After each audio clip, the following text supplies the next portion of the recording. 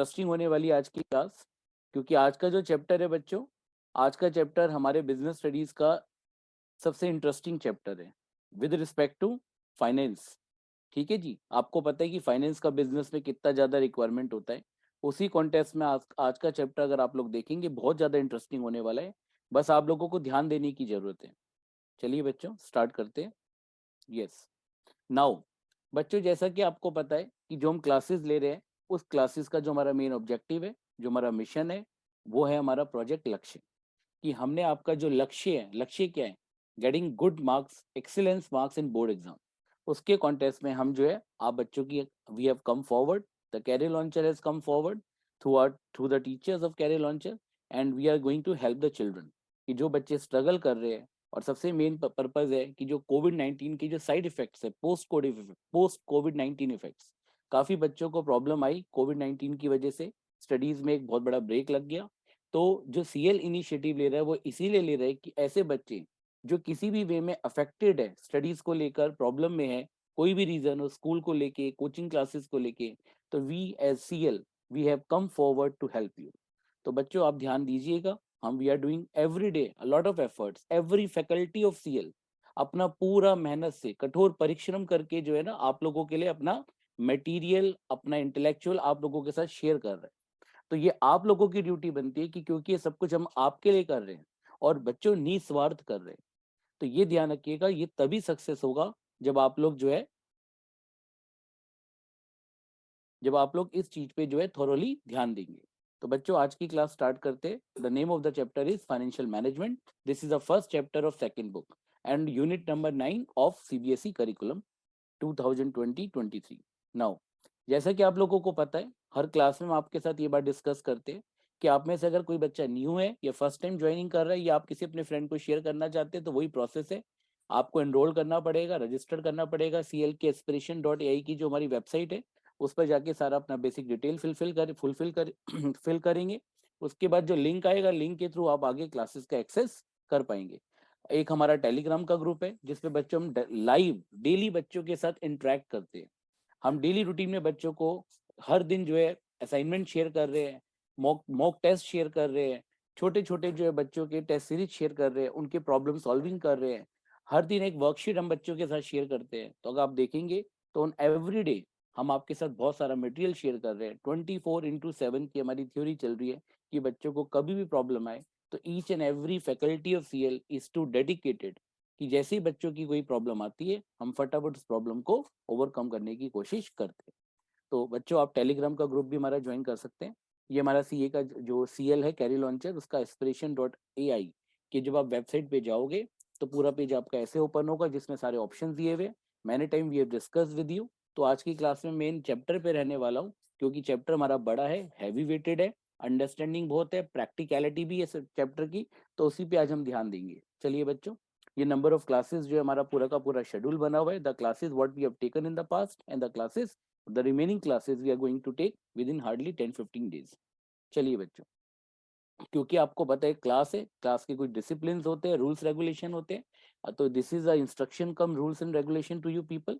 आप में से किसी बच्चे की क्वेरी होती है, आप यूट्यूब पे हमारे जो टेक्स्ट का जो ऑप्शन है उस पर जाइए, वहाँ पे यूट्यूब पे आप टेस्ट कर सकते हैं। अगर क्वेरी आपकी रह जाती है, छूट जाती है, अभी आपको याद नहीं आ रही, बाद में याद आती है, तो भी आपको प्रॉब्लमेटिक नहीं होना। आप हमारे जो टेलीग्राम ग्रुप है उस पर जाएंगे, वहाँ पे अपना जो है टेक्स्ट करेंगे क्वेरी, कोई पिक है कोई क्वेश्चन की, अगर आपने पिक ले रखी है किसी असाइनमेंट का है, तो आप वो हमारे साथ शेयर करिए। We have the faculties there, me and my other colleagues, हम आपके साथ जो है उसको डिस्कस करेंगे और आपकी प्रॉब्लम को 100% ओवरकम करेंगे। लास्ट ऑप्शन, लास्ट रूल बच्चों जो आपके लिए बहुत जरूरी है, that is what, principle of discipline. आप हेनरी फ्योल का पढ़ते ही हो डिसिप्लिन, कि हम लोगों को आपस में एक दूसरे की डिग्निटी बनाए रखनी है, कोई इनडिसिप्लिन बिहेवियर नहीं करना है, कोई ऐसी बात नहीं करनी है जिससे दूसरे बच्चे अफेक्टेड हो या टीचर अफेक्टेड हो। आप मेरी रिस्पेक्ट करें, मैं आपकी रिस्पेक्ट करूं, तो गिव एंड टेक है बच्चों। क्लास का डेकोरम बनाए रखना है, क्योंकि मेन ऑब्जेक्टिव है to deliver the best so that you people will score best. चलिए बच्चों आगे चलते हैं। तो आज का चैप्टर, जैसा कि मैं आपको कई बार बोल भी चुका हूँ, this is what, financial management business studies unit number 9। Heavy weighted chapter है बच्चों, प्लीज ध्यान दीजिएगा, बहुत प्रैक्टिकलिटी है, बहुत डेप्थ में अंडरस्टैंडिंग है। चलिए, तो आज की क्लास का ऑब्जेक्टिव, जैसा कि बाकी क्लासेस का ऑब्जेक्टिव है, क्योंकि ऑब्जेक्टिव हमारा शॉर्ट प्रोसेस में है, बिकॉज ये शॉर्ट प्रोसेस क्लासेस है। तो आज का ऑब्जेक्टिव यही है कि जो पास्ट में प्रीवियस ईयर्स के क्वेश्चंस आए हुए वन बाय वन सारे क्वेश्चंस को डिस्कस कर ले, जो आपके बोर्ड के कॉन्टेस्ट में, जो प्रेजेंट करिकुलम है उसके कॉन्टेस्ट में सारे इंपॉर्टेंट टॉपिक कवर कर ले, केस स्टडीज कवर कर ले, और पूरा चैप्टर इस तरह से जैसे एक मोतियों की माला होती है ना, एक एक मोती पिरोया जाता है, तो एक एक कॉन्सेप्ट ऐसे रिवाइज कराया जाए थ्रू डिस्कसिंग द क्वेश्चंस, आपका पूरा चैप्टर रिकैप्चुलेट हो जाए। चलिए बच्चों, आप लोगों को पता ही है जैसा कि फर्स्ट बुक में किस चैप्टर की कितनी वेटेज है। ठीक है जी, ये भी हम आपसे डिस्कस कर चुके हैं कि जो पहले 3 चैप्टर्स है 16 marks, then next 2 planning and organising 14 marks, then next 3 last 3 staffing directing controlling 20 marks. तो फर्स्ट बुक में आखिरी 3 चैप्टर ही 20 मार्क्स के हैं। अगर आप हमारी कोई भी वीडियोस देखेंगे तो we have completed 6 videos in first classes. तो वो भी मैं आपसे डिस्कस करूंगा कि फर्स्ट बुक के लिए हम 6 वीडियोस कंप्लीट कर चुके हैं। अगर आप वो 6 की 6 वीडियोस देखते हो तो ये जो 50 मार्क्स आपके हैं ना बच्चों, गारंटी के साथ बोल रहा हूँ, क्योंकि मुझे जब भरोसा होता है अपने पे तभी मैं ये बात बोलता हूँ, बच्चों को चीटिंग करने का हमारा ऑब्जेक्टिव नहीं होता। एटलीस्ट 25 to 30 मार्क्स एटलीस्ट है, at least not at most. 25 to 30 marks 50 में से आप स्कोर कर सकते हो हमारी 6 क्लासेस को देख के, ये मैं आपको गारंटी के साथ बोल रहा हूँ। चलिए जी बच्चों, नाउ जो हमारी सेकंड बुक है, सेकंड बुक का जो आज हम पढ़ रहे हैं unit 9, that is the name of chapter financial management. बच्चों सेकंड बुक के अंदर आपको पता है 4 चैप्टर्स है। तो सीबीएसई ने क्या करा हुआ है, क्लस्टर बनाया हुआ है, बास्केट बनाया हुआ है। पहले 2 चैप्टर्स दोनों इंटरलिंक है, फाइनेंशियल मैनेजमेंट, फाइनेंशियल मार्केट। अब फाइनेंशियल मार्केट के ऊपर एक आयरनी भी है, क्योंकि जो गवर्नमेंट ऑफ इंडिया उसने रैशनलाइजेशन ऑफ सिलेबस में फाइनेंशियल मार्केट को डिसकंटिन्यू कर रखा है, डिलीट कर रखा है। पर अभी तक सीबीएसई ने अपने करिकुलम में से उसको डिलीट नहीं किया है, तो इसलिए कंफ्यूज मत होइएगा, फाइनेंशियल मार्केट आपके सिलेबस का पार्ट है। कभी आप गवर्नमेंट ऑफ इंडिया वाला जो रैशनलाइजेशन ऑफ सिलेबस है, वो अगर आप वो पीडीएफ देख ले तो कंफ्यूज हो जाओगे कि फाइनेंशियल मार्केट है ही नहीं। तो as per CBSE curriculum, financial market is a part of your syllabus, और 15 मार्क्स के जो क्लस्टर है उसमें वो वेटेज रखता है।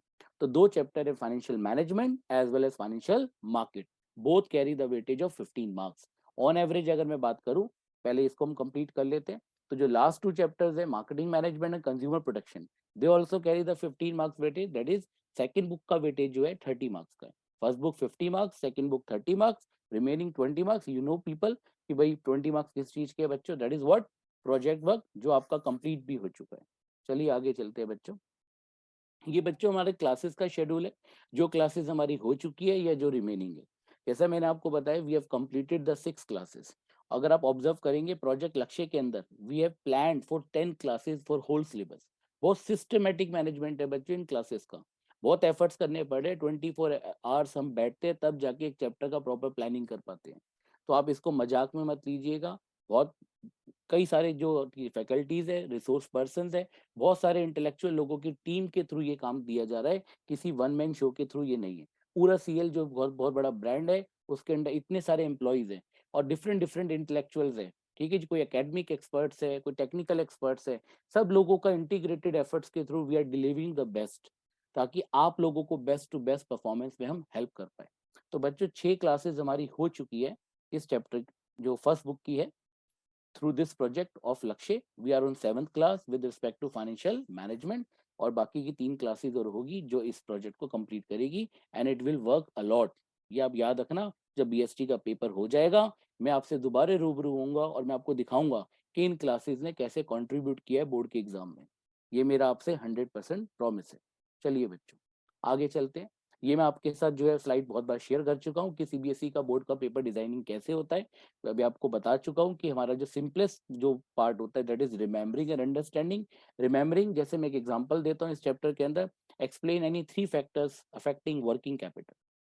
सीधा सीधा क्वेश्चन है, एक कंपनी की वर्किंग कैपिटल को कौन कौन से फैक्टर्स अफेक्ट करते हैं।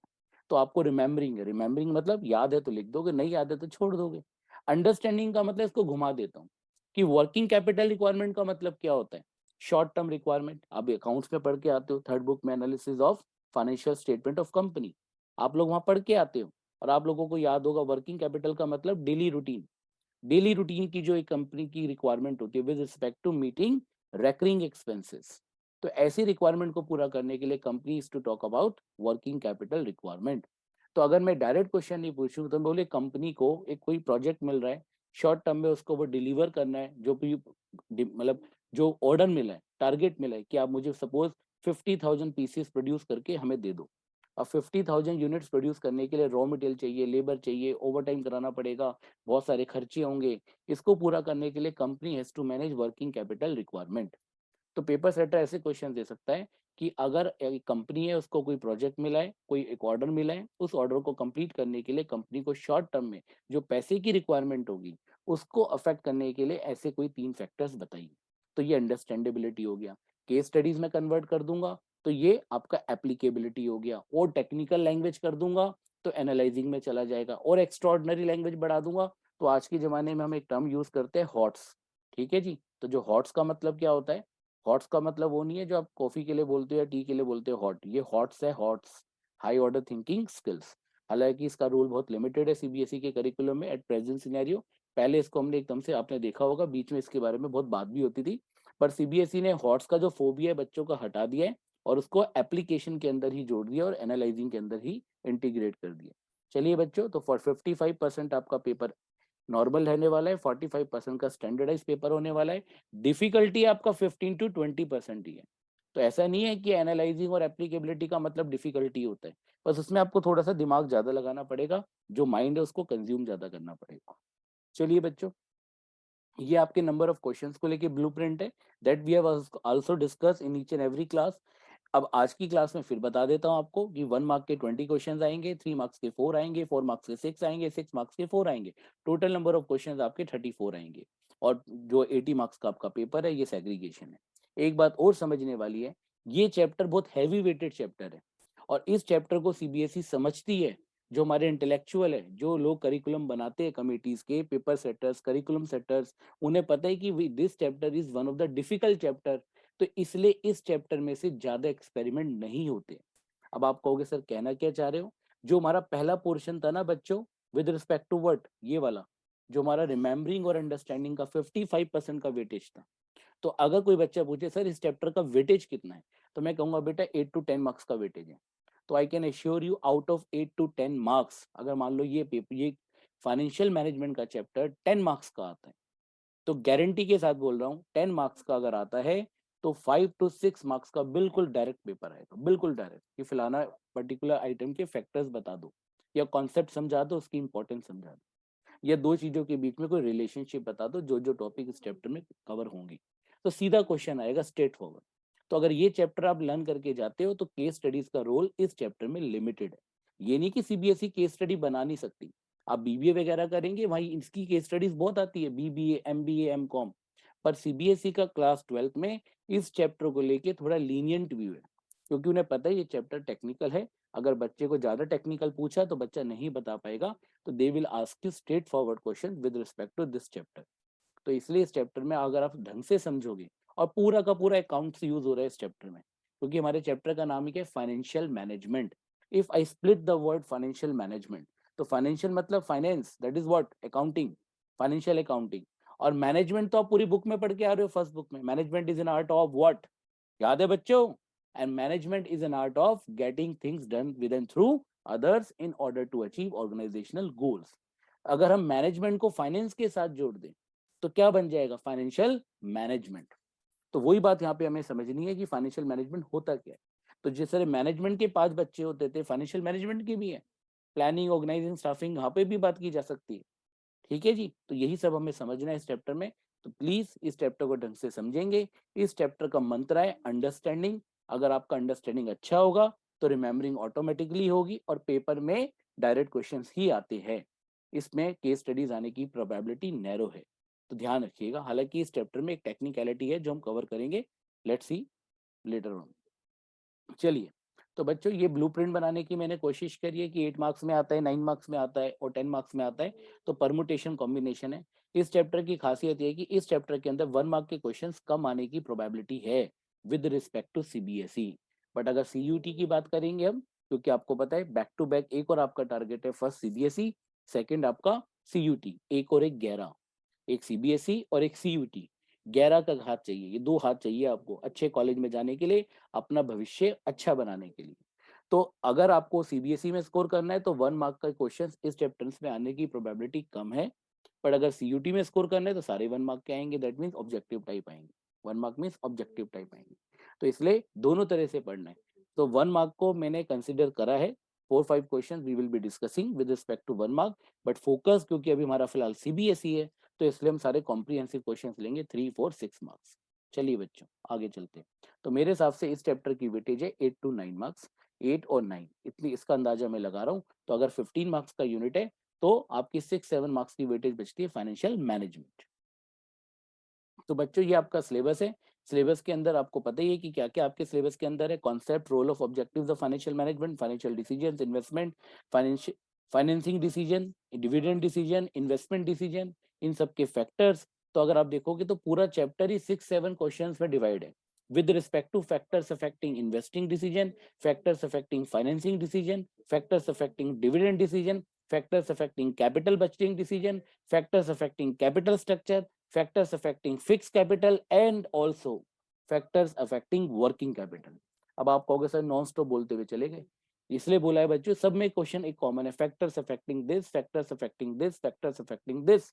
तो आप बाद में पढ़ने के बाद एक ब्रेन मैपिंग भी कर सकते हो, पूरे चैप्टर को समराइज करके अपना सेंटर पेज लो आंसर शीट का, जो भी नोटबुक है उस पे सबके कॉलम बना लो, 6 कॉलम बना लो। अगर 6 क्वेश्चन मैं आपसे डिस्कस कर रहा हूँ, पहला factors affecting investment decision, factors affecting financing decision, factors affecting this decision, और सबके मेन पॉइंट लिख लो आप लोग।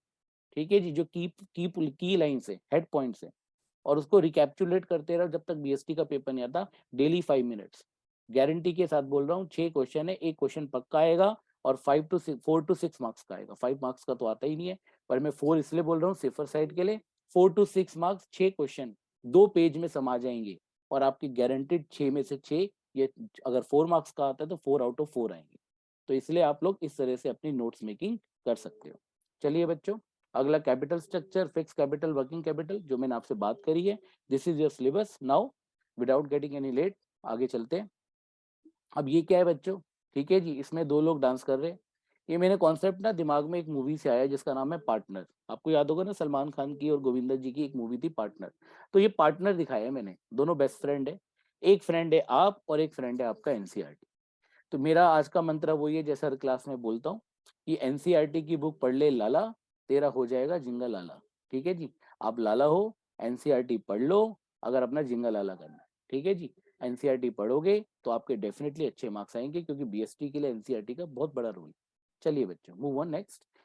आपसे ये भी डिस्कस मैं हर क्लास में करता हूँ कि कैसे कैसे टाइप के क्वेश्चंस बनते हैं। ऑब्जेक्टिव टाइप में एमसीक्यूज होते हैं, आपके सीक्वेंस बेस्ड होते हैं, फैक्ट बेस्ड होते हैं, पिक्टोरियल होते हैं, असर्शन बेस्ड होते हैं।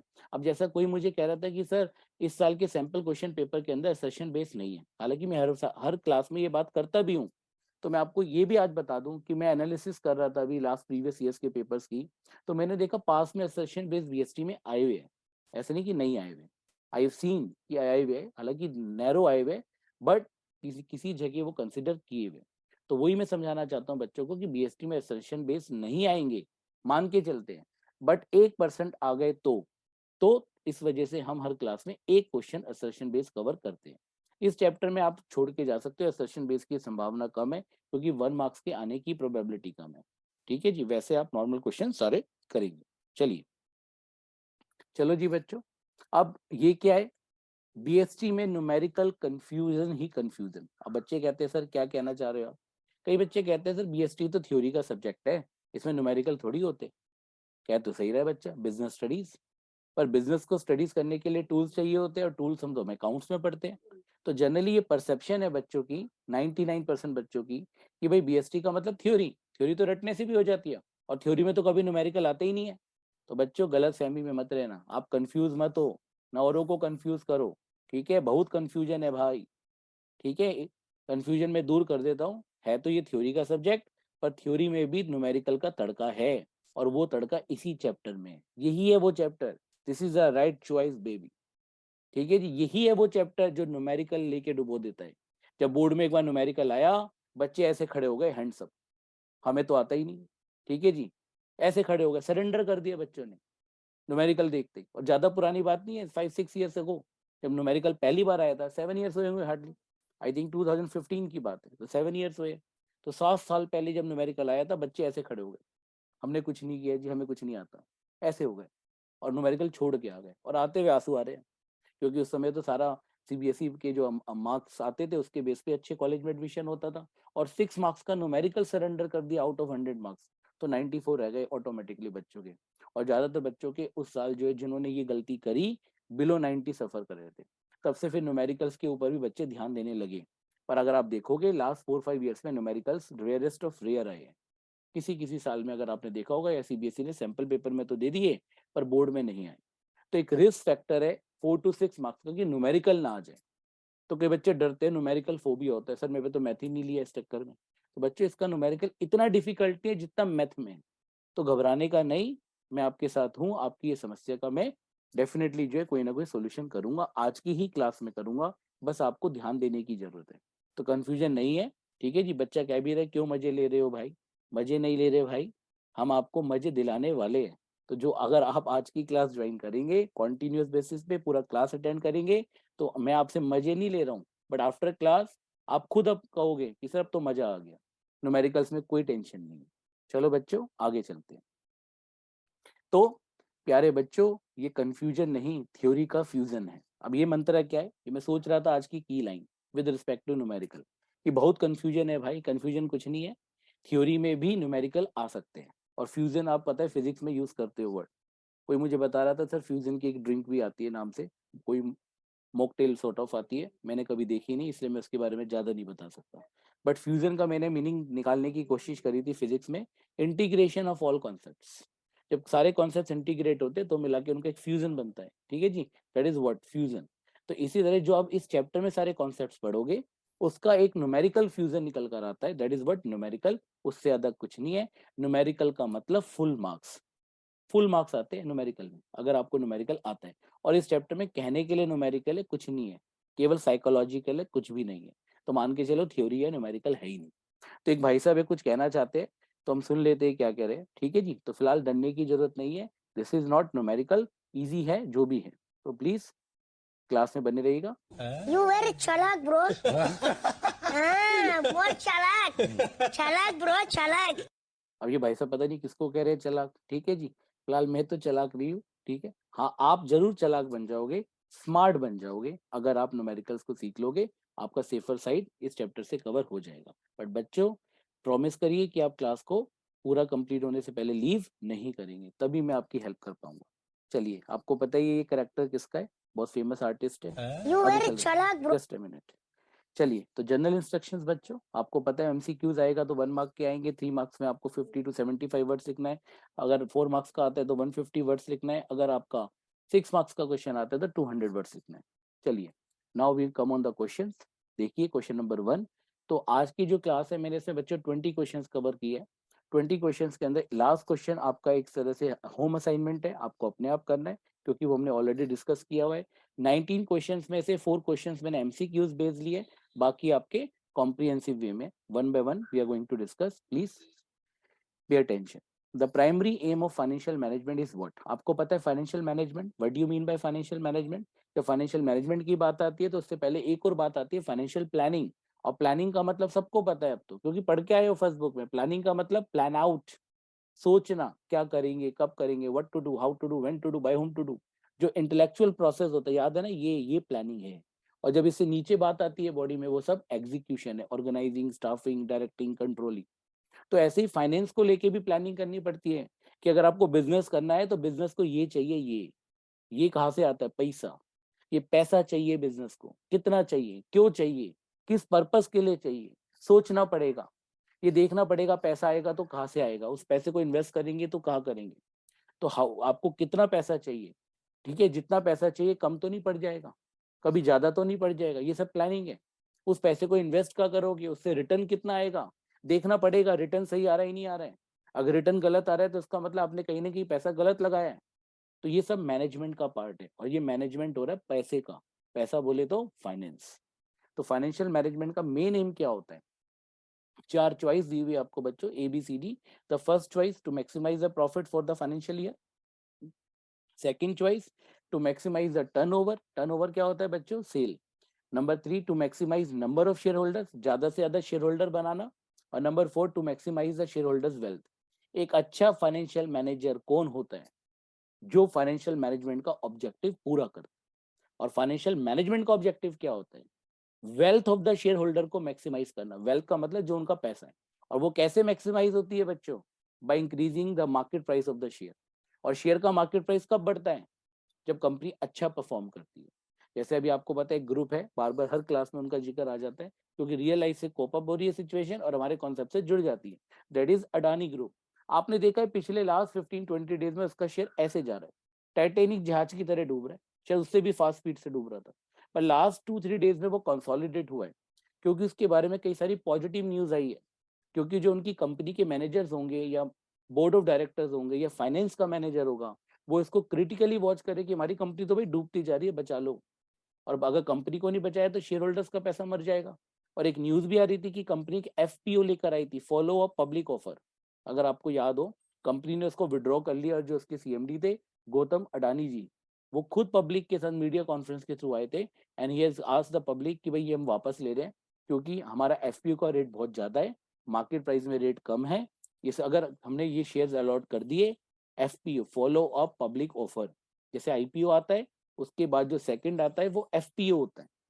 तो अगर मान लो कंपनी का शेयर 2,000 रुपए का है, एफपीओ का रेट, एफपीओ का मार्केट में रह गया 1,000 रुपए का, तो अगर कंपनी ने शेयर होल्डर्स को शेयर दे दिए 2,000 रुपए के रेट पर, तो शेयर होल्डर्स का तो बहुत बड़ा लॉस हो जाएगा, क्योंकि मार्केट प्राइस से उसका मार्केट में कितना रह गया, जो डिमांड सप्लाई से डिसाइड होता है, दैट इज 1,000 रुपीज। तो 50% तो उनको ऑटोमेटिकली नुकसान हो जाएगा। तो company has looked after the interest of shareholders, and that is investors. तो इसलिए एक अच्छा फाइनेंशियल मैनेजर या फाइनेंशियल मैनेजमेंट का मेन ऑब्जेक्टिव क्या होता है? To maximise the wealth of shareholders. I hope आपको याद रहेगा, इंपॉर्टेंट क्वेश्चन, काफी बार इंटरव्यूज में भी पूछा जाता है। अब बच्चे पिक्टोरियल प्रेजेंटेशन दिखाइए, क्योंकि एनसीईआरटी में पूरे बिजनेस स्टडीज की बुक में आप देखोगे हार्डली 15-16 प्लेसेस पे ही पिक्टोरियल प्रेजेंटेशन है। तो कहीं से भी वो प्रेजेंटेशन निकाल के सीबीएसई पूछ लेगी, तो मुझे ये भी बड़ी इंपॉर्टेंट लगती है। तो इसमें दिखाया है कि अगर आप देखोगे चार्ट जो दिखाया है, इस चार्ट में देखो, ये शेयर प्राइस है और ये ईयर है, एक कंपनी का शेयर का रेट बढ़ता जा रहा है, और इधर दिखाया कंपनी का शेयर का रेट बढ़ता जा रहा है। कंपनी डिविडेंड दे रही है, किसको डिविडेंड दे रही है? शेयर होल्डर्स को। और शेयर होल्डर्स इस वजह से खुश है। तो आपको बताना है कौन सा कॉन्सेप्ट यूज हुआ है इस चैप्टर में। जैसे 3 डिसीजन है यहाँ पर, आपको पता है फाइनेंशियल मैनेजमेंट में 3 डिसीजन कवर होते हैं। कौन कौन से होते हैं बच्चों? अगर आपको याद हो, IFD। अगर IFD अच्छा नहीं लगता तो इकोनॉमिक्स में हम टर्म यूज करते हैं FDI। FDI foreign direct investment. तो यहाँ पर भी FDI है बच्चों, पर ये वो नहीं है जो इकोनॉमिक्स में है। ये है F for financing decision, D for dividend decision, and I for investing decision. तो ये 3 डिसीजन होते हैं, इन तीनों में से एक आंसर है कि बहुत अच्छा रेट बढ़ रहा है, मार्केट में रेट बढ़ रहा है, डिविडेंड कंपनी हर साल अपने शेयर होल्डर्स को दे रहे हैं, शेयर होल्डर्स कह रहे बल्ले बल्ले, ओए बंगड़ा पालो ओए, इसलिए दे आर हैप्पी। तो इसलिए बच्चों आंसर क्या आएगा? I think you people have got the idea कि फाइनेंस की बात नहीं हो रही, इन्वेस्टमेंट की बात नहीं हो रही है, डिविडेंड की बात हो रही है, तो आंसर क्या आएगा? डिविडेंड डिसीजन आएगा बच्चों। आसान है। और डिविडेंड जब बढ़ता है, उनको मिलता है, तो उससे रिलेटेड क्या फायदा होता है? Wealth maximisation concept. तो जब भी ये कंपनी अपने सस्टेनेबल बेसिस पे शेयर होल्डर्स को डिविडेंड देती है, तो डिविडेंड डिसीजन की बात होती है। और डिविडेंड अगर शेयर होल्डर्स को टाइम टू टाइम मिलेगा, बाजार में शेयर का रेट बढ़ेगा, तो शेयर होल्डर्स की प्राइस बढ़ रहे, शेयर्स के प्राइस बढ़ रहे, फाइनली शेयर होल्डर्स की वेल्थ बढ़ रही है। तो बच्चों इसका फाइनल आंसर जो आएगा, अगर पेपर में आ जाए बताओ कौन सा डिसीजन है, तो डिविडेंड डिसीजन आएगा। एज अ कॉन्सेप्ट अगर उन्होंने यूज करा है, तो ओवरऑल ये अगर आप एनसीईआरटी की बुक खोलेंगे, तो ये पूरा पिक्टोरियल प्रेजेंटेशन कहा दिया हुआ है वेल्थ मैक्सिमाइजेशन कॉन्सेप्ट में। तो हो सकता है अगर पूरा का पूरा ऐसी पिक्टोरियल प्रेजेंटेशन आ जाए और बोले कॉन्सेप्ट बताओ, या इससे कौन सा ऑब्जेक्टिव पूरा हो रहा है फाइनेंशियल मैनेजमेंट का, answer is wealth maximisation concept. और यदि डिसीजन पूछे कौन सा डिसीजन फुलफिल हो रहा है इस पिक्टोरियल प्रेजेंटेशन के through, the answer is dividend decision. Clear बच्चों? चलिए question number 3, arrange the following in the correct sequence. ये हमें करेक्ट सीक्वेंस में अरेंज करने हैं। अब ये जो क्वेश्चन नंबर 3 है ना, इसको हमने थोरोली आगे जाके बहुत बार लिया है। तो 4-5 क्वेश्चन तो इसी कॉन्सेप्ट के ऊपर है, दैट इज न्यूमेरिकल। वो जो बोल रहा था ना अब्दुल भाई, यू आर वेरी चालाक ब्रो। ठीक है, तो मैंने भी चालाकी दिखाई आज की क्लास में, और आपको चालाक बनाने के लिए मैंने 5-6 न्यूमेरिकल्स लिए हैं, जिससे कि आप लोगों का न्यूमेरिकल में कंफर्टेबल जोन आ जाए। तो इस चैप्टर में जिस चीज से डर लगता है, वही सोनाक्षी सिन्हा वाला जी डायलॉग याद आ रहा है, थप्पड़ से डर नहीं लगता साहब, वही दबंग का। तो इसके लिए मैं क्या कहूंगा? थ्योरी से डर नहीं लगता सर, किससे डर लगता है? न्यूमेरिकल से लगता है। कोई बात नहीं, डर के आगे जीत है, मैं खड़ा हूँ। थारो भाई, Arihant Jain, I will help you to sort out your problem area that is numerical. But आप क्लास में बने रहिएगा। चलिए, तो बच्चों अगर आपको याद हो, इसका एक पूरा चार्ट होता है, आगे जाके हम डिस्कस करेंगे। तो क्योंकि 1 मार्क क्वेश्चन पहले आ गए, आपको याद होगा EBIT होता था, earning before interest and tax. पहले इसमें से इंटरेस्ट हम डिडक्ट करते थे, क्योंकि इंटरेस्ट चार्ज अगेंस्ट प्रॉफिट होता है अकाउंट्स में। उसके बाद आता था earning after tax, then we deduct what, फिर क्या माइनस करते थे बच्चों हम अर्निंग आफ्टर टैक्स में से? तो बच्चों अर्निंग आफ्टर टैक्स में से फिर हम क्या डिडक्ट करते थे? We deduct what, we deduct tax rate. उसके बाद हम टैक्स रेट डिडक्ट करते थे। टैक्स रेट डिडक्ट करने के बाद क्या आता था? Not this, this is earning before tax, not earning after tax. Just a minute, मैं इसको डिडक्ट कर देता हूँ बच्चों। हाँ जी, तो ये जो आता था बच्चों, क्या आता था? ये earning before interest and tax आता था। Earning before interest and tax में से हम क्या माइनस करते थे? इंटरेस्ट माइनस करते थे। Earning before interest and tax में से वी डिड इंटरेस्ट। क्या आता था बच्चों? Earning before tax. Earning before tax, क्योंकि आफ्टर टैक्स तो बाद में आएगा, पहले अर्निंग बिफोर टैक्स आएगा, then we deduct tax rate, finally what will be getting? Earning after tax. और अर्निंग आफ्टर टैक्स को फिर हम डिवाइड करते थे नंबर ऑफ शेयर होल्डर से, नंबर ऑफ शेयर से, नंबर ऑफ शेयर से डिवाइड करते थे, तब जाके आता था व्हाट, तब जाके आता था अर्निंग पर शेयर। अगर आप लोगों को याद आया हो, earning per share, earning per share आता था बच्चों। इज इट क्लियर और नॉट? समझ में आ गया बच्चों? Earning per share. तो अर्निंग पर शेयर निकालने के लिए first of all what we need to do, बाद में भी आपको दिखाऊंगा प्रॉपर, मैंने चार्ट बना रखा है इसका। EBIT that is earning before interest and tax, या फिर PBIT profit before interest and tax minus interest, equal to EBT earning before tax और PBT माइनस टैक्स जो भी आएगा, equal to EAT divide by number of shares with respect to number of shareholders is equal to earning per share. तो अगर आप order देखोगे तो answer आ रहा है इसका सी। सी में क्यों आ रहा है? क्योंकि सबसे पहले आप क्या निकालोगे? फोर्थ। सबसे पहले आप क्या निकालोगे? Fourth one is what? Ascertainment of, ascertainment of EBIT। EBIT निकालोगे। EBIT निकालने के बाद आप क्या करोगे बच्चों? इंटरेस्ट ऑन डेट जो है वो माइनस करोगे। फिर उसके बाद calculate and deduct profit tax. उसके बाद फाइनली क्या आएगा? Calculate of earning after tax divide by number of shares. तो बच्चों आपका आंसर क्या आएगा? आंसर आएगा C, fourth, third, second, fifth and first. चलिए बच्चों आगे चलते हैं।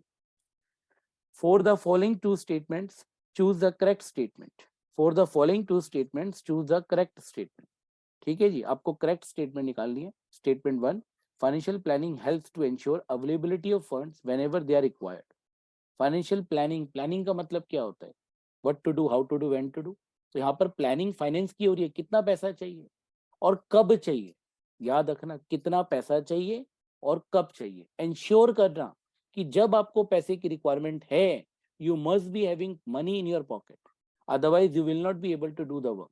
चाहे आप बाजार में शॉपिंग करने जाओ, अगर पैसा कैरी करके नहीं लेके जाते हो तो you will not be able to achieve the target of shopping. Simple सा लॉजिक है। मोमोज खाने चले गए जी बाहर फ्रेंड्स के साथ, कि ट्यूशन के बाद चल भाई राहुल मोमोज खाएंगे, पैसे है नहीं जेब में, कैसे खा लोगे भाई? उधारी करोगे, वो अलग गलत चीज है, नहीं करनी चाहिए बिल्कुल। तो फाइनेंशियल प्लानिंग का मतलब क्या है? कि प्लानिंग करके जाओ कि जो जो काम आपको करना है उसके लिए जितना पैसा चाहिए वो आपके पास होना चाहिए। तो सही टाइम पे, principle of order, right amount of funds at the right time. तो फाइनेंशियल प्लानिंग इंश्योर कर रही है, तो मुझे स्टेटमेंट वन करेक्ट लग रहा है।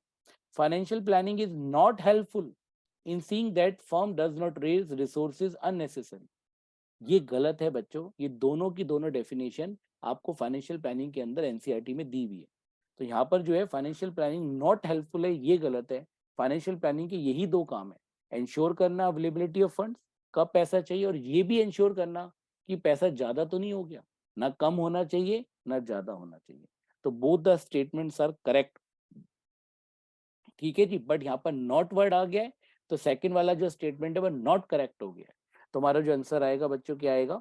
आंसर बी, स्टेटमेंट, और आंसर इसका ए आएगा बच्चों, not be. Answer is a, statement one correct है, स्टेटमेंट टू इनकरेक्ट है। तो वो ऊपर नीचे हो गया, कोई बात नहीं। तो आप याद रख लीजिएगा, इसका आंसर है A, statement one is correct, statement 2 is not correct. चलो बच्चों जैसा कि इस क्वेश्चन में आपको बताया गया है, a company has 10,000 shares of rupees 100 each. It goes for capital restructuring and issue debentures for rupees 5 lakh to buy back the shares if the interest rate on debentures is 10% with no tax. तो students यहाँ पर एक जो point है आपको याद रखना है कि यहाँ पर जो हमें दे रखा है टैक्स रेट कितना दे रखा है, नो टैक्स। तो जो हमारा कॉन्सेप्ट है ईबीआईटी वाला, उसके अंदर नो टैक्स यूज हो रहा है, तो आपको टैक्स इसमें गिवन नहीं है, तो आपके स्टेप्स जो है वो रिड्यूस हो गए। तो find earning per share. So what do you call EPS? Earning per share with EBIT of 3,60,000. That is 3,60,000 you are given. तो बच्चों देखते हैं स्टेप्स क्या है। तो first of all you need to calculate what EBIT. We may call it also PBIT, earning before interest and tax और profit before interest and tax. उसके बाद बच्चों इसमें से माइनस होगा इंटरेस्ट ऑन डेट। डेट मतलब जो हमने बोरोड फंड्स करे, डिबेंचर इशू करे, उसका इंटरेस्ट। तो then what we will be getting students, EBT earning before tax और PBT profit before tax. Then we need to deduct tax जो हमें इस क्वेश्चन में गिवन नहीं है, कॉर्पोरेट टैक्स। बच्चों याद रखना ये जो कॉर्पोरेट टैक्स है ना हमेशा ईबीटी पे निकलता है, अर्निंग बिफोर टैक्स पे निकलता है। There after what will be getting, earning after tax और profit after tax, and we need to divide it by number of shares. Clear बच्चों, कोई डाउट तो नहीं है? Finally what will be getting, earning per share. तो बच्चों देखते हैं इस क्वेश्चन को एक बार हम सॉल्व करके देखते हैं। इन this question what is EBIT? आपका जो ईबीआईटी कितना है बच्चों, 3,60,000 है। उसमें से आपने 5 लाख के डिबेंचर इशू करे, 5 लाख के डिबेंचर इशू करोगे तो आपको 10% इंटरेस्ट देना पड़ेगा। तो 10% इंटरेस्ट 5 लाख का कितना होता है बच्चों, 50,000। तो when we deduct 50,000, how much we will be getting? This is 3,10,000. Since we are given no tax, तो finally EAT कितना आएगा, 3,10,000। अब एक चीज देखने वाली है बच्चों जो आपको समझने की जरूरत है कि इस क्वेश्चन में क्या देखना है। इस क्वेश्चन में बच्चों अगर हम ध्यान रखिएगा, ये कॉमन एरर है, काफी बच्चे करते हैं, क्योंकि यहाँ पर जो कॉन्सेप्ट गिवन है ना, buy back of shares given है, बाय बैक ऑफ शेयर्स। अब बायबैक ऑफ शेयर्स का मतलब क्या होता है कि कंपनी मार्केट से अपने शेयर बायबैक कर रही है।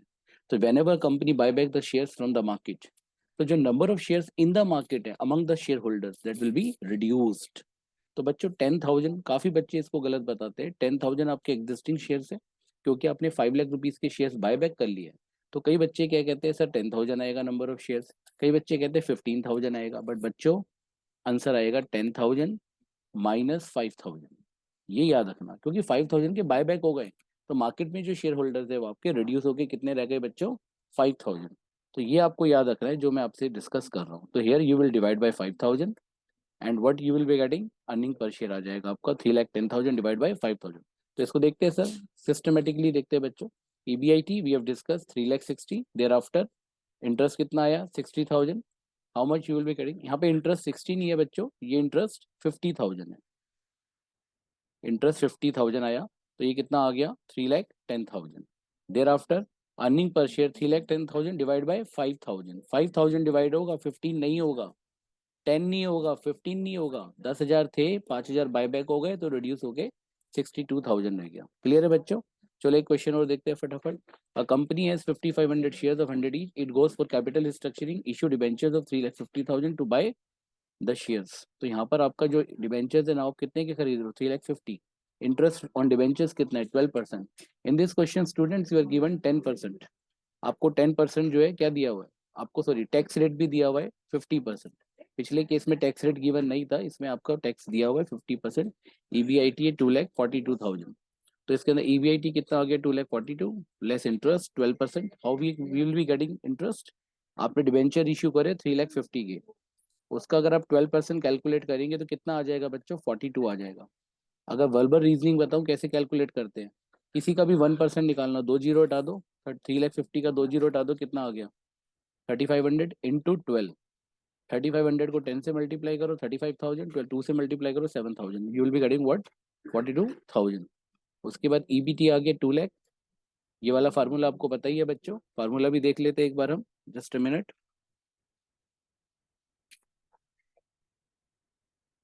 फार्मूला क्या है, अभी हमने लिखा भी था, total earning divide by number of shares outstanding.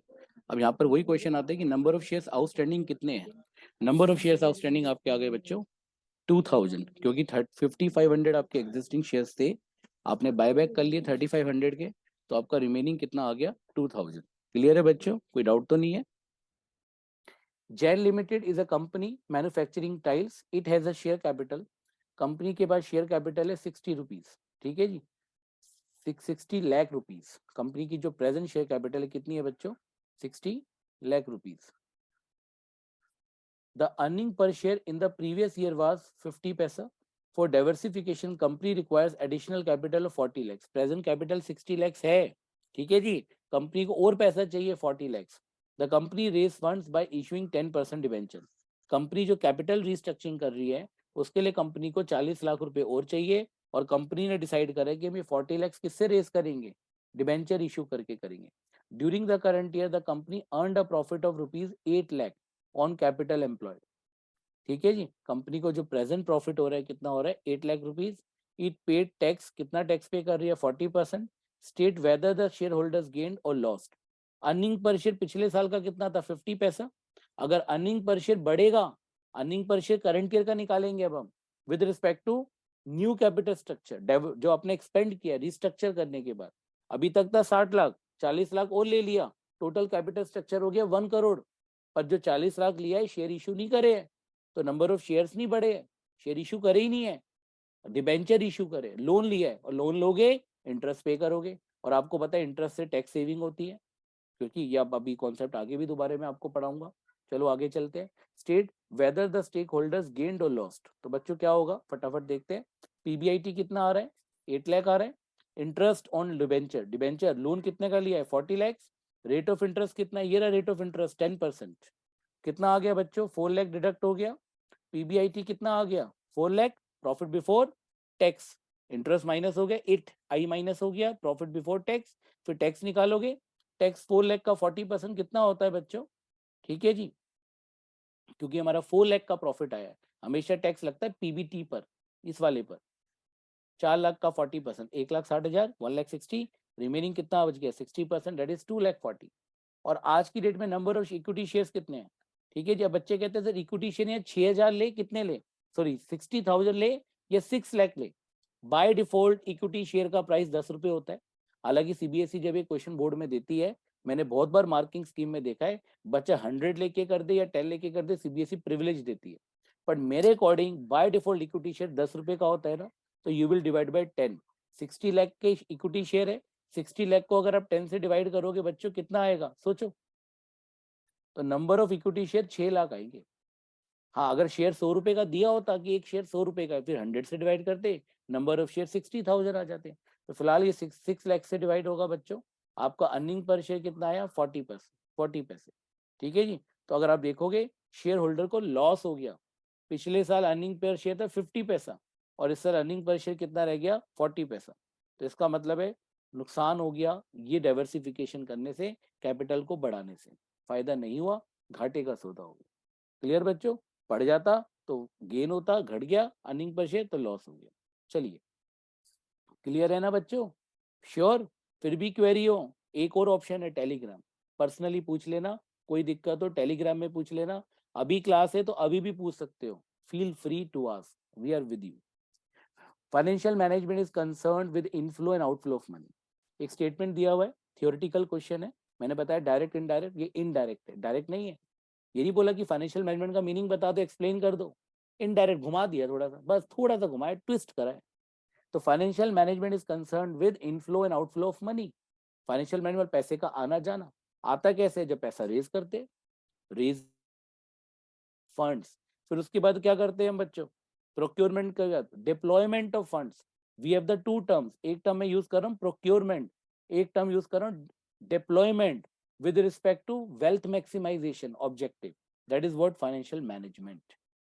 PDF, PDF समझते हो, वो पीडीएफ बनाते हैं ना, फाइल बनाते हैं हम, कन्वर्ट कर देते हैं पीडीएफ फाइल में वर्ड फाइल को, तो PDF, P for procurement, D for deployment, equal to financial management with respect to wealth maximisation concept, याद रहेगा। अब इनफ्लो प्रोक्योर करना, पैसा इकट्ठा करना, ठीक है। अब ऐसा ना हो कि बिजनेस करने के लिए पैसा चाहिए आपको 50 lakhs और आप इकट्ठा कर लो 1 CR, आपको क्या जा रहा है, मजा आ गया 1 करोड़ इकट्ठा हो गया, 50 लाख खर्च करूंगा, 50,000 तिजोरी, वो 50 लाख खर्च कर दूंगा, 50 lakhs तिजोरी में रख दूंगा, मजा आ गया, रोज देख देख के खुश होता रहूंगा, थोड़े दिन की खुशी है फिर गम ही गम है, समझ गए, क्योंकि जो पैसे इकट्ठा करोगे तो जिनसे लिया है उनको रिटर्न भी देना पड़ेगा, तो आइडियल कैश रखने का कोई फायदा नहीं है, जितना रिक्वायरमेंट है उतना लेना चाहिए।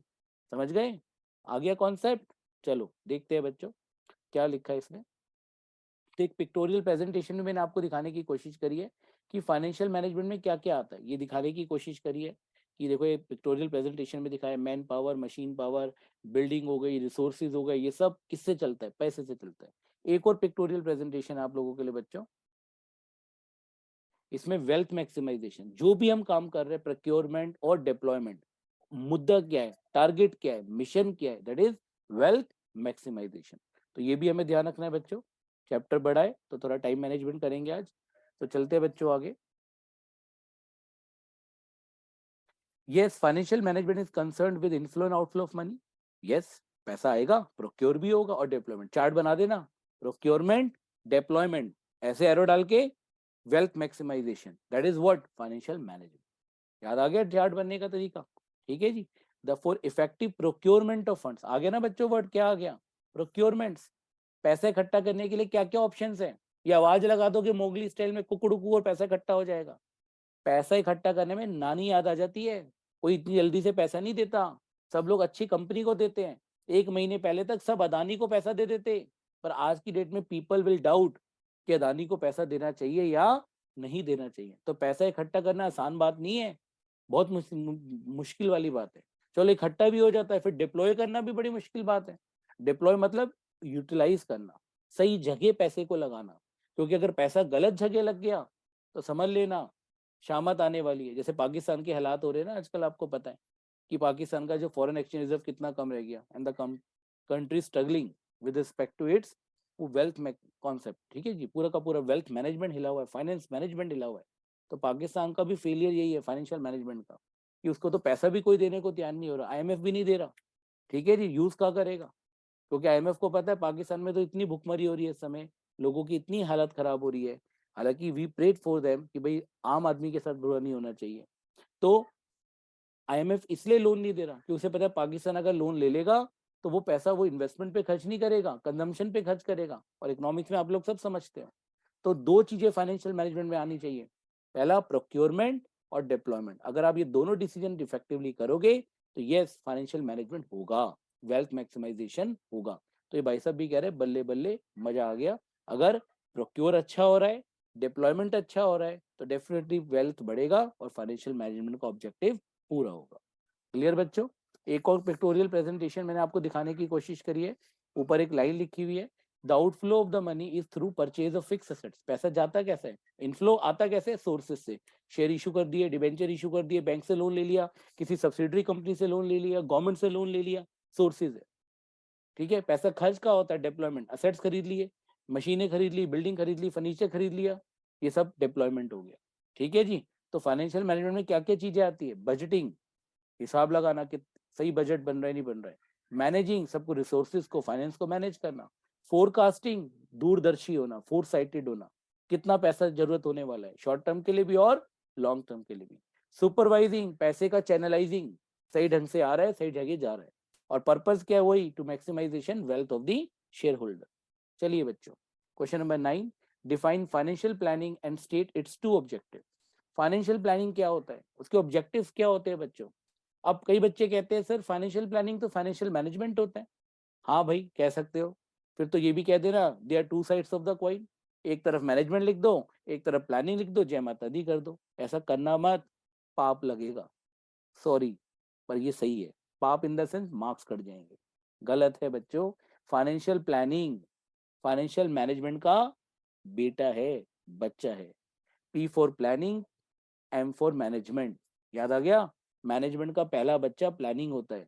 तो for having only fun, M for माँ, पी फॉर पप्पू। ठीक है जी। तो जो पप्पू है या पपलू है, ठीक है, उसकी मम्मी कौन बड़ा है? मम्मी बड़ी है ना, पप्पू छोटा है। तो इसी तरह प्लानिंग छोटा है, मैनेजमेंट बड़ा है।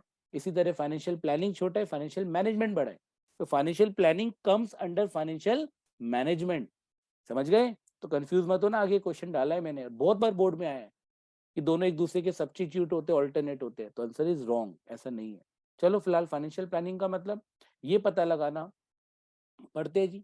Financial planning is what? Ensuring preparation of financial blueprint. याद रखना वर्ड, ब्लूप्रिंट आ जाए तो फाइनेंशियल प्लानिंग है। बहुत बार ऐसा होता है जब भी इस चैप्टर में से केस स्टडीज आई है, इस टॉपिक पे आई है, वो कंफ्यूज करते कि बताओ ये फाइनेंशियल प्लानिंग है या फाइनेंशियल मैनेजमेंट है। ब्लूप्रिंट की बात हो रही है, खाली ये बात हो रही है कितना पैसा चाहिए, और इंश्योर करना availability of funds whenever they are required. केवल फाइनेंसिंग डिसीजन की बात हो रही है। फाइनेंसिंग डिसीजन पैसा कितना चाहिए, पैसा कहाँ से आएगा और कब चाहिए, ठीक है जी। सही समय पर पैसा होना चाहिए, फाइनेंशियल प्लानिंग। उसको कहाँ डिप्लॉय करोगे, procurement, P for procurement, P for planning. जो डिप्लॉयमेंट है वो प्लानिंग में नहीं आता, इन्वेस्टमेंट डिसीजंस प्लानिंग में नहीं आता, वो किस में आता है, वो फाइनेंशियल मैनेजमेंट में आता है। तो प्लानिंग इनिशियल स्टेप है कि मुझे क्या बिजनेस करना है, उसको करने के लिए कितना पैसा चाहिए, कब चाहिए, कैसे पैसा इकट्ठा होगा, और जब चाहिए तब उतना होना चाहिए, और उससे ज्यादा भी नहीं होना चाहिए। कम तो हो सकता है, हालांकि कम भी नहीं होना चाहिए, पर ज्यादा तो बिल्कुल भी नहीं होना चाहिए। तो ये स्पेसिफिक लिखा है सेकंड पॉइंट पे, अगर आप पढ़ो, to see that the firm does not raise resources unnecessarily. फालतू में रिसोर्सेज इकट्ठे नहीं करने, समझ गए, जितने रिसोर्स, जितनी रिक्वायरमेंट है उतना ही इकट्ठा करना है। सही समय पर पैसा होना चाहिए और ज्यादा नहीं होना चाहिए। तो ये बात फाइनेंशियल प्लानिंग में, अगर तोल मोल के बात बताओ ना कंक्रीट वे में, सही टाइम पर सही अमाउंट, जितना रिक्वायरमेंट है उतना होना चाहिए। मतलब ना कम ना ज्यादा। कम हो सकता है फिर भी चल जाएगा, क्योंकि भूख कभी खत्म नहीं होती है। बिजनेस की भूख विद रिस्पेक्ट टू मनी कभी खत्म नहीं होती है।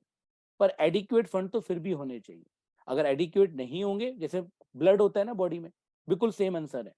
एक इंसान की बॉडी में ब्लड है, हीमोग्लोबिन पता है ना, टेस्ट होता है, फटाफट बता रहा हूँ। अगर कम होता है तो आदमी एबनॉर्मल है, और ज्यादा है तो भी एबनॉर्मल है। ज्यादा ब्लड है शरीर में तो भी आदमी प्रॉब्लम है, बीमारियां लग जाती है, कई सारी प्रॉब्लम हो जाती है। और कम है तो भी प्रॉब्लम हो जाती है। तो बिजनेस की भी बॉडी में ब्लड पूरा होना चाहिए, ना कम ना ज्यादा। ये इंश्योर करना, this is what financial planning. Clear बच्चों? ये पिक्टोरियल प्रेजेंटेशन में बंदा देख रहा है ऐसे, अगर आप देखोगे ये फाइनेंशियल मैनेजर, ये भाई साहब बताया नहीं पर इन्होंने मुझे कि ये कौन है, बट मेरे हिसाब से फाइनेंशियल मैनेजर होंगे। तो थोड़ा सा लगा के देख रहे हैं कि बताओ कि कितना पैसा चाहिए, प्रॉपर है या नहीं है। तो अगर प्रॉपर रिक्वायरमेंट है तो झंडा ऊंचा रहे हमारा, तो इनका फ्लैग जो है प्रॉपर चल रहा है। चले जी बच्चों आगे चलिए। डोरेमोन।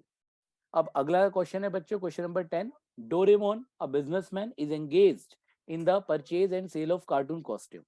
तो डोरेमोन किस बिजनेस में? कार्टून कॉस्ट्यूम के बिजनेस में। इनका वर्किंग कैपिटल रिक्वायरमेंट बताना है। Identify his working capital requirement by giving reason to support your answer. Now he is keen to start his own cartoon costume boutique. अभी तक वो परचेज सेल करते थे, ठीक है। परचेज सेल का मतलब होता है ट्रेडिंग, और ट्रेडिंग बिजनेस का नेचर ऑफ बिजनेस समझ रहे हो। वर्किंग कैपिटल रिक्वायरमेंट कम होता है। पर जब आप मैन्युफैक्चरिंग करोगे, मशीनें लगानी पड़ेगी, बड़ा प्लांट लगाना पड़ेगा, वर्कर्स रखने पड़ेंगे, एम्प्लॉयज रखने पड़ेंगे, स्टॉक रखना पड़ेगा, सोच और हकीकत ही बदल जाएगी। ट्रेडिंग बिजनेस तो बहुत छोटे से कमरे में समेट जाता है, और मैन्युफैक्चरिंग धरती कम पड़ती है, आपको आसमान की तरफ देखना पड़ता है। आई am telling you the truth, क्योंकि मेरे नोन में बहुत सारे लोगों का मैंने मैन्युफैक्चरिंग बिजनेस देखा है। जब मैं उनकी फैक्ट्री में जाता हूँ, पता नहीं कितनी फैक्ट्री में तो उन्होंने गोडाउन की तरह यूज कर रखा है, माल ही भर रखा है स्टॉक कर करके करोड़ों रुपए का। मैं कहा भाई क्या कर रखा? कह रहा भाई रखना पड़ता है, किसी भी प्रोडक्ट की डिमांड जब मर्जी आ जाती है। पर ट्रेडिंग है तो आपने देखा होगा, छोटा सा रिटेलर या होलसेलर लिमिटेड स्टॉक रखते हैं। हालांकि होलसेलर का रिक्वायरमेंट रिटेलर से ज्यादा होता है। तो आप 11th में भी पढ़ के आए हो ये कॉन्सेप्ट, जब हम बिजनेस के फॉर्म्स ऑर्गेनाइजेशन पढ़ते हो, ठीक है जी। आगे डोमेस्टिक बिजनेस में भी पढ़ते हो। तो यहाँ पर फिलहाल आपका जो है नेचर ऑफ बिजनेस है, और यहाँ पर जो है ट्रेडिंग बिजनेस है, तो वर्किंग कैपिटल रिक्वायरमेंट कम होगा। पर अब भाई साहब कह रहे हैं मैं बनाऊंगा, मैं अपना खुद का बुटीक खोलूंगा, और सारे कार्टून कॉस्ट्यूम मैं खुद बनाऊंगा, जो डोरेमोन अंकल है हमारे, या डोरेमोन भाई साहब है। तो बताओ एनी थ्री फैक्टर्स। देखो ऊपर तो वर्किंग कैपिटल पूछ रहे हैं, बहुत बच्चों ने यहाँ पर नेग्लिजेंस में अपने मार्क्स गवाए थे। सुनिएगा, कृपया ध्यान दीजिए। यहाँ पर शुरू में वर्किंग कैपिटल है, पर नीचे देखो तो क्या है। अगर आप देखो any three factors that affect fix capital. बच्चों ने इस बेचारे को पढ़ा ही नहीं, इसको इंपॉर्टेंस ही नहीं दी सेंटेंस को। जय माता दी लिख दो, थ्री फैक्टर्स, लो जी, ये तो मुझे अच्छे से आते हैं।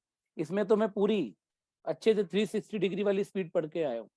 बेटा ऐसा मत करना, क्वेश्चन को एक बार नहीं दो बार पढ़ो, नहीं तो गलती होनी स्वाभाविक है। ऊपर वर्किंग नीचे फिक्स, उल्टा भी हो सकता है, ऊपर फिक्स नीचे वर्किंग। तो प्लीज क्वेश्चन आसान है, डिफिकल्ट नहीं है, पर ट्रैप करने वाला है। ट्रैप कर रहा है क्वेश्चन आपको, तो ट्रैप मत होना। ठीक है बच्चों, गुड। चलिए answer, the working capital requirement of Doraemon will be less as he is engaged in trading business, we have discussed with you. और उसके बाद आते हैं कार्टून बिजनेस स्टार्ट करना है, वर्किंग कैपिटल रिक्वायरमेंट क्या क्या फैक्टर्स होंगे। पहला है लेवल ऑफ कोलैबोरेशन। अब कोलैबोरेशन कई लोग पता है कोलैबोरेट कर लेते हैं आजकल, फैक्ट्री पूरा सेटअप नहीं करते, जॉब वर्क करा लेते हैं, असेंबलिंग खुद कर लिया, मैन्युफैक्चरिंग किसी और से करा लिया, किसका पूरा सेटअप ऑलरेडी लगा हुआ है, मशीनें लगी हुई है, बिल्डिंग बिल्डिंग सब है, उसको कहते हैं हमारा इतना माल बना के दे दे, हम रॉ मटेरियल दे रहे, मशीन तेरी, लेबर तेरी, बिल्डिंग तेरी, हमारा रॉ मटेरियल कन्वर्ट कर दे फिनिश गुड्स में। इस तरह से कोलैबोरेशन कर लेते हैं, टाई अप कर लेते हैं। तो अगर आपका ऐसा बिजनेस है तो डेफिनेटली आपका वर्किंग कैपिटल रिक्वायरमेंट कम होगा। बट अगर आपको पूरा प्लांट अपना लगाना पड़ रहा है, अपनी मशीन है, अपनी बिल्डिंग, अपनी लेबर, तो सर्टेनली आपका फिर वर्किंग कैपिटल रिक्वायरमेंट ज्यादा होगा। अगला, फाइनेंशियल ऑल्टरनेट ऑप्शंस। भाई अगर if Doraemon is able to get place to start the factory and machinery on lease. अब देखो लीज, लीज का मतलब क्या होता है कि लॉन्ग टर्म रेंट पर, और खरीदने के लिए आपको बहुत पैसा चाहिए क्योंकि फिक्स कैपिटल की बात हो रही है। ठीक है जी, फिक्स कैपिटल का मतलब लॉन्ग टर्म कैपिटल। तो अगर आपने किसी से किराए पे ले ली जगह, जैसे मान लो दिल्ली मेट्रो, अगर आपने देखो कि दिल्ली मेट्रो के बहुत सारे स्टेशन है और उनके अंदर पूरे क्या खुले हुए, शॉपिंग मॉल खुले हुए, शॉप्स खुली हुई है। एक एग्जाम्पल देता हूँ, मेरे कोई नोन की है, इससे मुझे याद आया, कोई कोई नोन पे है मेरे फ्रेंड की फ्रेंड, तो उनका एक शॉप है इंदरलोक मेट्रो स्टेशन पे। तो उन्होंने बताया, जैन साहब ये देखो मैंने ये ऑफिस बनाया हुआ, बहुत बेहतरीन ऑफिस बनाया हुआ है। मैं कहा सर मजा आ गया आपका ऑफिस देख के, कितना रेंट है? कह रहे हार्डली सर 20,000। मैं कहा है, बड़ा सही है यार। और उनका जो सारा बिजनेस है इम्पोर्ट एक्सपोर्ट का है, तो सदर बाजार से बहुत अच्छा ट्रेडिंग होता है। तो very near, not sorry Inderlok, मैं गलत बोल गया, पुल बंगश। पुल बंगश एक मेट्रो स्टेशन है जस्ट 30 हजारी से पहले, प्रताप नगर 30 हजारी के बीच में, इन बिटवीन पुल बंगश, अगर आपने सुना हो, उनका वहां पे ऑफिस है। और सदर बाजार की बहुत वॉकिंग पे, ज्यादा डिस्टेंस नहीं है। तो एक तो उनका रिक्वायरमेंट जो डेली रूटीन में ट्रांसपोर्टेशन कॉस्ट है वो बचता है, ऊपर से उन्होंने कहा जी मेरे को तो लीज पे मिल गया। मैं कहा लीज पे मतलब सर, मुझे तो पता है। कह रहे सर मेरा यहाँ 5 साल का कॉन्ट्रैक्ट है दिल्ली मेट्रो से, और मुझे 20,000 रेंट देना पड़ रहा है, और 2-3 साल बाद रेंट बढ़ेगा हार्डली 10%, और 5 साल बाद फिर रिन्यू हो जाएगा, ऐसे ऐसे करके रिन्यू कराता रहूंगा। मैं कहा बढ़िया यार, 20,000 में मिल गया, बड़ा आसान है। क्योंकि अगर वो प्रीमिसेस अगर वो खरीदेंगे तो शायद वो मोर देन 1.5 करोड़ की है, और इंटरेस्ट इंटरेस्ट कैलकुलेट करोगे तो आपको लगेगा रेंट बहुत चीप पड़ रहा है। एक तो लॉन्ग टर्म के लिए चीज मिल गई, जल्दी से वो खाली नहीं करना पड़ेगा, अच्छा खासा टाइम है। तो अगर ऐसे ही रिक्वायरमेंट आपको, अगर ऐसे ऑप्शंस आपके पास अवेलेबल होते हैं कि कोई चीज खरीदनी नहीं पड़ी, आपको रेंट पर मिल गई लॉन्ग टर्म, उसे बोलते हैं financial alternates, that is kind of lease agreement. तो आपका बिजनेस में फिक्स कैपिटल रिक्वायरमेंट कम हो जाएगा। अदरवाइज अगर आपको खरीदना पड़ेगा सब कुछ, तो फिक्स कैपिटल रिक्वायरमेंट बढ़ जाएगा। तो जो बड़ी बड़ी कंपनियां होती है ना, आईटी कंपनीज, आपको पता है बहुत सारे आईटी एम्प्लॉयज काम करते हैं। तो इतने सारे एम्प्लॉयज अगर आईटी कंपनीज में काम करते हैं बच्चों, फटाफट बता रहा हूँ सुनिएगा, वहाँ लैपटॉप, मशीनरी, प्रिंटर सब लीज पर होता है। 2-2 3-3 साल की लीज होती है। ठीक है, एम्प्लॉयज को रहने के लिए घर दिया है, वो भी लीज पर होता है। क्योंकि अगर इतना सारा अगर कंपनी को खरीदना पड़ जाए तो समझ लेना कंपनी स्टार्ट होने से पहले बंद हो जाएगी, क्योंकि वो फाइनेंशियल प्लानिंग भी नहीं कर पाएगी। प्रोक्योरमेंट ऑफ फंड्स तो बहुत बड़ा रोल होता है, प्लीज अंडरस्टैंड। डाइवर्सिफिकेशन, अगर बिजनेस आप डाइवर्सिफाई कर रहे हो, अभी एक्स प्रोडक्ट बना रहे थे, वाई बना रहे हो, जेड बना रहे हो, और मशीनें चाहिए होगी, बिल्डिंग का साइज बड़ा करना पड़ेगा, डेफिनेटली फिक्स कैपिटल रिक्वायरमेंट बढ़ जाएगा। बिजनेस की ग्रोथ हो रही है, एक्सपेंशन हो रहा है, पहले छोटे लेवल पे बिजनेस बना रहे थे, अब एक ही प्रोडक्ट बना रहे हो पर प्रोडक्शन बढ़ रहा है, डिमांड बढ़ रहा है, बिजनेस एक्सपेंड हो रहा है, ग्रोथ हो रही है, तो भी आपकी फिक्स कैपिटल रिक्वायरमेंट बढ़ जाएगी। क्लियर है बच्चों? पक्का? चलिए, तो आपको क्या करना था, 4 मार्क्स का क्वेश्चन है, कोई 3 लिखने हैं, ठीक है जी। आप कोई भी 3 लिख दीजिएगा, अगर 4 पूछे तो 4 लिख दीजिएगा। तो this is what factors affecting. ठीक है, वैसे 3 मार्क्स का होना चाहिए क्वेश्चन, पर हो सकता है जहां में स्प्रिंट हुआ 4 मार्क्स, पर ये 3 मार्क्स का होना चाहिए, 3 ही पॉइंट पूछे और कोई मीनिंग अलग से नहीं पूछा। ठीक है, तो अगर हो सकता है यही क्वेश्चन 4 मार्क्स में आ जाए, 4 फैक्टर्स पूछ ले तो यू मे राइट एनी 4। तो देखो फिक्स कैपिटल में का मतलब क्या होता है बच्चों, जो फिक्स असेट्स होते हैं, सबको पता है फिक्स असेट्स किसे कहते हैं, प्लांट मशीनरी, बिल्डिंग, कंप्यूटर्स, ये सब फिक्स असेट्स आते हैं, ठीक है ना। और ये सारे फैक्टर्स है जो फिक्स कैपिटल को अफेक्ट करते हैं। तो 4-5 वी हैव डिस्कस, बाकी जो आप पढ़ लीजिएगा, कोई क्वेरी हो तो आप पूछ लेना, क्योंकि चैप्टर बड़ा है और हमें 1 बाय 1 सारे टॉपिक लेने हैं। कोई दिक्कत हो बिल्कुल हेजिटेट मत करना, वी आर विद यू। ठीक, चलिए question number 11, Rama Limited is more concerned with respect to increase in demand of its product in forthcoming festival season. Festival season दिख रहा है सामने, डिमांड बढ़ रही है, फेस्टिवल सीजन में डिमांड बढ़ जाती है, ज्यादा रॉ मटेरियल चाहिए, ज्यादा लेबर चाहिए, ज्यादा बिजली का बिल आएगा, सब चीजें बढ़ जाती है। डे टू डे बेसिस पे जितनी भी एक्टिविटीज, जब सीजन आता है तो ये दिल की हार्ट बीट बढ़ जाती है, हाय हाय हाय हाय, दिमाग की टेंशन बढ़ जाती है। क्यों? पैसा चाहिए, लेबर ज्यादा चाहिए, रॉ मटेरियल ज्यादा चाहिए, रखने की जगह ज्यादा चाहिए। कभी आपने देखा होगा दिवाली का सीजन आता है तो जितनी भी स्वीट शॉप्स होती है वो एक मेन शॉप होती है, पर उसके साथ कोई रेंट पर और ले लेते हैं, दूसरी तीसरी, और बीच में कोई आसपास एरिया में उनके वहाँ पे कारखाना भी चल रहा होता है, फैक्ट्री टाइप, जहाँ सारी स्वीट्स बन रही है। पर जैसे ही वो सीजन खत्म होता है, दिवाली दशहरा चला जाता है, वो सारा लोकेलिटी का सारा वो बंद हो जाता है, फिर वो अपनी मेन शॉप पे आ जाते हैं। This is the meaning of what festival season is also facing the problem related to liquidity crunch. Company को प्रॉब्लम आ रही है crunch, liquidity crunch, shortage of cash, that means working capital requirement, its daily routine obligation towards rise in recurring expense. List any three factors affecting working capital requirement.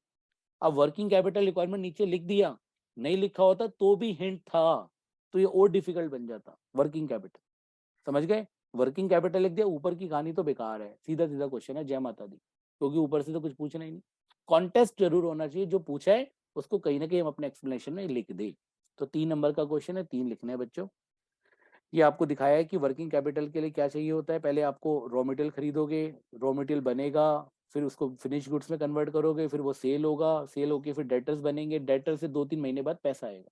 तो एक cycle होता है business का, which will take time. किसी business का cycle ये 2-3 days का होता है, क्योंकि माल फटाफट बन जाता है। जैसे रेस्टोरेंट वाले सुबह सब्जियां लाएंगे, शाम को वेजिटेबल्स को डिशेज में कन्वर्ट करेंगे, रात को खाना खिलाएंगे, कैश में पेमेंट लेंगे, जय माता दी।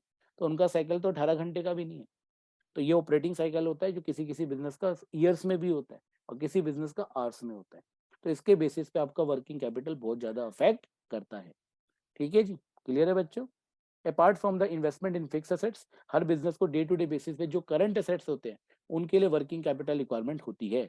और करंट एसेट्स कौन कौन से होते हैं सबको पता है, cash in hand, marketable securities, bills receivable, मतलब आपका पैसा इन सब जगह फंस के रहता है। ये कहना क्या चाह रहा है कि जो आपका पैसा है ना इन सब में फंस जाता है। भाई आपने माल बनाया और उधार पर बेच दिया तो डेटर्स क्रिएट हो गए, डेटर्स ने बीआर एक्सेप्ट कर लिया तो बीआर बन गए। स्टॉक रखा हुआ है बहुत सारा इन्वेंट्री, जैसे मैं बता रहा था मेरे कजन के बिजनेस में फैक्ट्री में करोड़ों का रॉ मटेरियल रखा है, उसने माल बना बना के फिनिश गुड्स में रखा हुआ है, स्टॉक इन ट्रेड में रखा हुआ है, पढ़ते हुए अकाउंट्स में इन्वेंट्रीज। तो बच्चों इन सब जगह बिजनेस का पैसा फंस जाता है, पैसा ब्लॉक हो जाता है, शॉर्ट टर्म के लिए ब्लॉक हो जाता है, और फिक्स असेट्स लॉन्ग टर्म के लिए ब्लॉक हो जाता है। ठीक है ना, पढ़ा है आपने बीएसटी में। चलिए, तो ये भी एक साइकिल दिखाया है, बस प्रेजेंटेशन अलग है, बात वही है। तो आप भी बना के दिखा सकते हो। वर्किंग कैपिटल का क्वेश्चन आता है रेलेवेंट टॉपिक में। नेचर ऑफ बिजनेस, अगर नेचर ट्रेडिंग है तो वर्किंग कैपिटल रिक्वायरमेंट कम होगा, नेचर आपका मैन्युफैक्चरिंग है तो वर्किंग कैपिटल रिक्वायरमेंट ज्यादा होगा। ट्रेडिंग में भी अगर आपका होलसेल बिजनेस है वर्किंग कैपिटल रिक्वायरमेंट ज्यादा होगा। तो अगर आपको सर हायरार्की बता दो, छोटा रिटेल इन्वेस्टर, रिटेल बिजनेस है, रिटेलिंग का काम कर रहे हो, छोटे लेवल का काम कर रहे हो, वर्किंग कैपिटल रिक्वायरमेंट कम होगा। जैसे सड़क पे सब्जी वाला, स्ट्रीट हॉकर्स, 5-10 हजार की सब्जी लाते हैं, उसमें काम हो जाता है। पर अगर कोई बहुत बड़ी सब्जी की पूरी शॉप से रिलायंस फ्रेश की तरह या कोई पूरा आउटलेट खुला हुआ है, उसका वर्किंग कैपिटल रिक्वायरमेंट लाखों का हो गया। कोई आजादपुर मार्केट में बहुत बड़ा होलसेलर है, वर्किंग कैपिटल रिक्वायरमेंट और बड़ा हो गया। और कोई बहुत बड़ा वेयर हाउस है जिसने बहुत सारे क्या बना रखे हैं, कोल्ड स्टोरेज बना रखे हैं, जो फार्मर से टन्स में लेता है, तो जस्ट नेक्स्ट टू फार्मर्स उसका वर्किंग कैपिटल रिक्वायरमेंट और ज्यादा होगा। तो नेचर ऑफ बिजनेस पे डिपेंड करेगा कि आपका वर्किंग कैपिटल रिक्वायरमेंट कितना होगा। स्केल ऑफ ऑपरेशन, छोटे लेवल पे काम कर रहे हो, बोलो आपने कोई आइसक्रीम पार्लर खोला, एक काउंटर लगा लिया, उसमें आइसक्रीम बनी बनाई लाके बेच रहे हो, या फिर आप आइसक्रीम बना रहे हो तो काउंटर बढ़ जाएगा, मशीनें लगानी पड़ेगी। अगर आपने पूरा आइसक्रीम पार्लर खोल लिया, different 100 varieties of ice creams are there, या बहुत बड़ा पिज्जा का कोई खोल लिया आउटलेट और डिफरेंट डिफरेंट लाइव पिज्जा बना रहे हो, 100 टाइप्स ऑफ लाइव पिज्जा, तो ऑपरेशन बढ़ गया। तो 100 पिज्जा बनाने के लिए आपको 10 तो एम्प्लॉइज चाहिए होंगे, शेफ चाहिए होंगे, उसके बाद 10 उनके हेल्पर चाहिए होंगे, कई सारी मशीनें चाहिए होंगी, जो भी ओवन वगैरह चाहिए होगा, स्पेस उतना बड़ा चाहिए होगा। तो बिजनेस का ऑपरेशन एक तरह से हिंदी में बोलूं, रायता फैला लिया। This is what scale of operation. जैसे किसी की नॉर्मल शादी में जाओ, 10-20 आपको देखा होगा मेन कोर्स होता है, तो छोटे लेवल पे शादी हो जाती है। और कोई किसी हाई फाई शादी में जाओ, जैसे दिल्ली में कई फेमस, बहुत फेमस जो वेन्यूज है आपको पता होगा मैरिजेस के, एनएसपी नेताजी सुभाष पैलेस पे लगता है, गुड़गांव में उमराव है, वहाँ अगर आप किसी की मैरिज में जाते हो तो more than 300 types of dishes होती है। तो आप देखते हो कि खाना खत्म ही नहीं होता, इतनी वेराइटीज होती है। तो रायता फैला रखा है, स्केल ऑफ ऑपरेशन बहुत बड़ा है। तो जो आदमी वो कैटरिंग वाला बिजनेस कर रहा है उसका वर्किंग कैपिटल रिक्वायरमेंट बहुत ज्यादा होगा। क्लियर है बच्चों? चलिए, टॉपिक ज्यादा है, कवर करने हैं, तो थोड़ा स्पीड बनाए रखने के लिए इस इससे पूरा कवर हो जाए। चलिए, बिजनेस साइकिल। अब बिजनेस साइकिल भी होता है, कई बिजनेस में बूम आता है, कई बिजनेस में रिसेशन आता है। बूम आता है तो बल्ले बल्ले, और रिसेशन आता है तो हल्ले हल्ले। मतलब बूम में तो आपकी चांदी हो रही है, रिसेशन में हालत खराब है। तो पता है बूम में वर्किंग कैपिटल रिक्वायरमेंट ज्यादा होगा, माल बनाया बेचा, टाइम लगता है पैसा आने में, तो वर्किंग कैपिटल रिक्वायरमेंट ज्यादा होगा। और रिसेशन है, माल बिक नहीं रहा, बनाओगे ही नहीं, तो फिर डिमांड भी वर्किंग कैपिटल की कम होगी। This is business cycle. कई बच्चे कंफ्यूज हो जाते हैं बिजनेस साइकिल और प्रोडक्शन साइकिल में। जो अभी मैं सिखा रहा था, जो चार्ट था, वो प्रोडक्शन साइकिल का था, ऑपरेटिंग साइकिल का था। बनने में कितना टाइम लगता है, बनने के बाद बिकने में कितना टाइम लगता है, बिकने के बाद कैश आने में कितना टाइम लगता है। बिजनेस साइकिल का इससे कोई लेना देना नहीं है। बिजनेस साइकिल का मतलब मार्केट में बूम और recession with respect to economy, economics. Seasonal factor, season में वर्किंग कैपिटल रिक्वायरमेंट ज्यादा होगा, ऑफ सीजन में वर्किंग कैपिटल रिक्वायरमेंट कम होगा। Production cycle we have discuss. जिस बिजनेस का प्रोडक्शन साइकिल बड़ा होगा, बनने में टाइम लगता है, बहुत सारे स्टेजेस होती है, ग्रेडिंग होती है, रिफाइंड होता है, तो वर्किंग कैपिटल रिक्वायरमेंट ज्यादा होगा। जैसे कई आपने देखा होगा ना, लेडीज के गारमेंट्स हैंडमेड होते हैं, हाथ से बनते हैं, पूरी उस पे हाथ से सारी उस पे क्या बोलते हैं, सिलाई वगैरह जो है, पूरा का पूरा डिजाइनिंग वगैरह पूरा हाथ से होता है, हैंडमेड होता है। ठीक है जी, सिल्क वर्क हो गया, sort of embroidery kind of. तो बच्चों उसमें बहुत टाइम लगता है। कई बार साड़ी वाले पे जाओ, किसी लेडीज गारमेंट शॉप में, पूछो भैया ये गारमेंट कितने का है, वो कहता तो भाई साहब 50,000 का। लग तो 5,000 का रहा है, इतना महंगा क्यों है भाई साहब, हैंडमेड है। 25 दिन की तो लेबर लगी हुई है, 1,000 रुपये लेबर लगाओ तो 25,000 तो लेबर को दे दिया हमने। समझ गए बच्चों प्रोडक्शन साइकिल। इस वजह से वर्किंग कैपिटल रिक्वायरमेंट बड़ा हो जाएगा। Credit allowed. क्रेडिट अलाउड, अगर आप कस्टमर को उधार दे रहे हो, उधार 2 महीने का 3 महीने का दे रहे हो, तो वर्किंग कैपिटल रिक्वायरमेंट बढ़ जाएगा।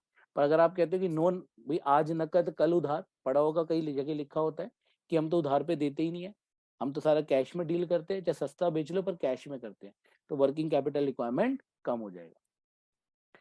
क्रेडिट अवेल्ड, अगर पीछे से उधार आ रहा है, अगर आपको आपका सप्लायर उधार दे रहा है, मजे आ गए, बल्ले बल्ले।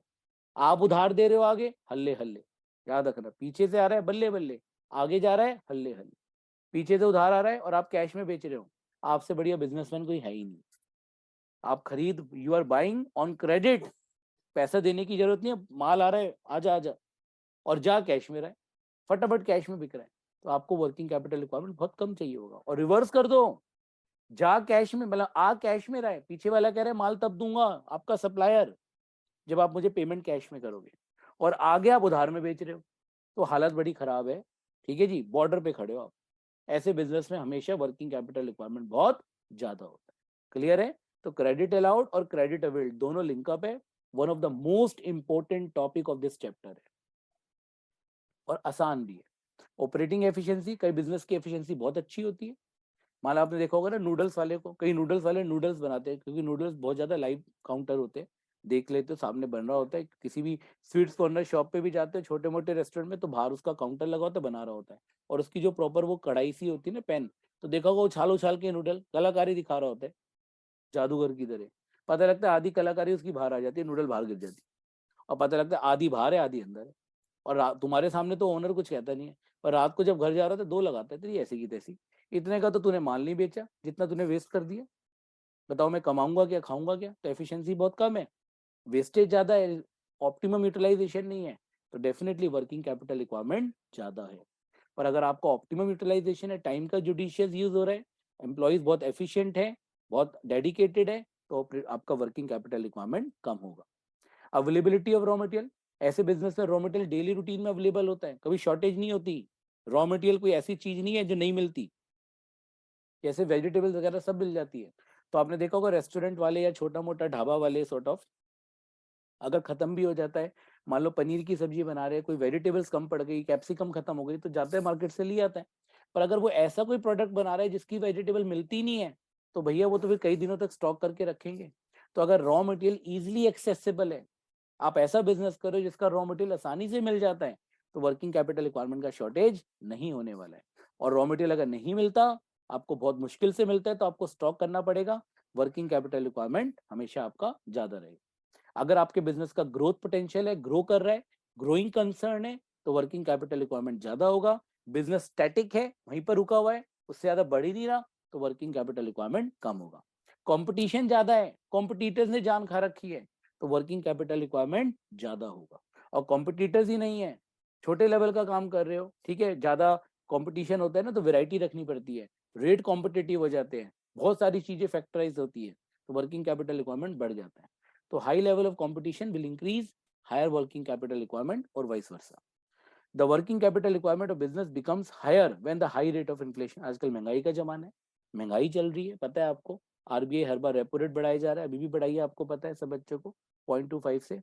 तो अगर इन्फ्लेशन ज्यादा है, लेबर को ज्यादा देना पड़ रहा है, बिजली महंगी हो रही है, पानी महंगा हो रहा है, सब चीजें महंगी हो रही है, सर्टेनली आपके खर्चे बढ़ रहे हैं, वर्किंग कैपिटल रिक्वायरमेंट भी ज्यादा है।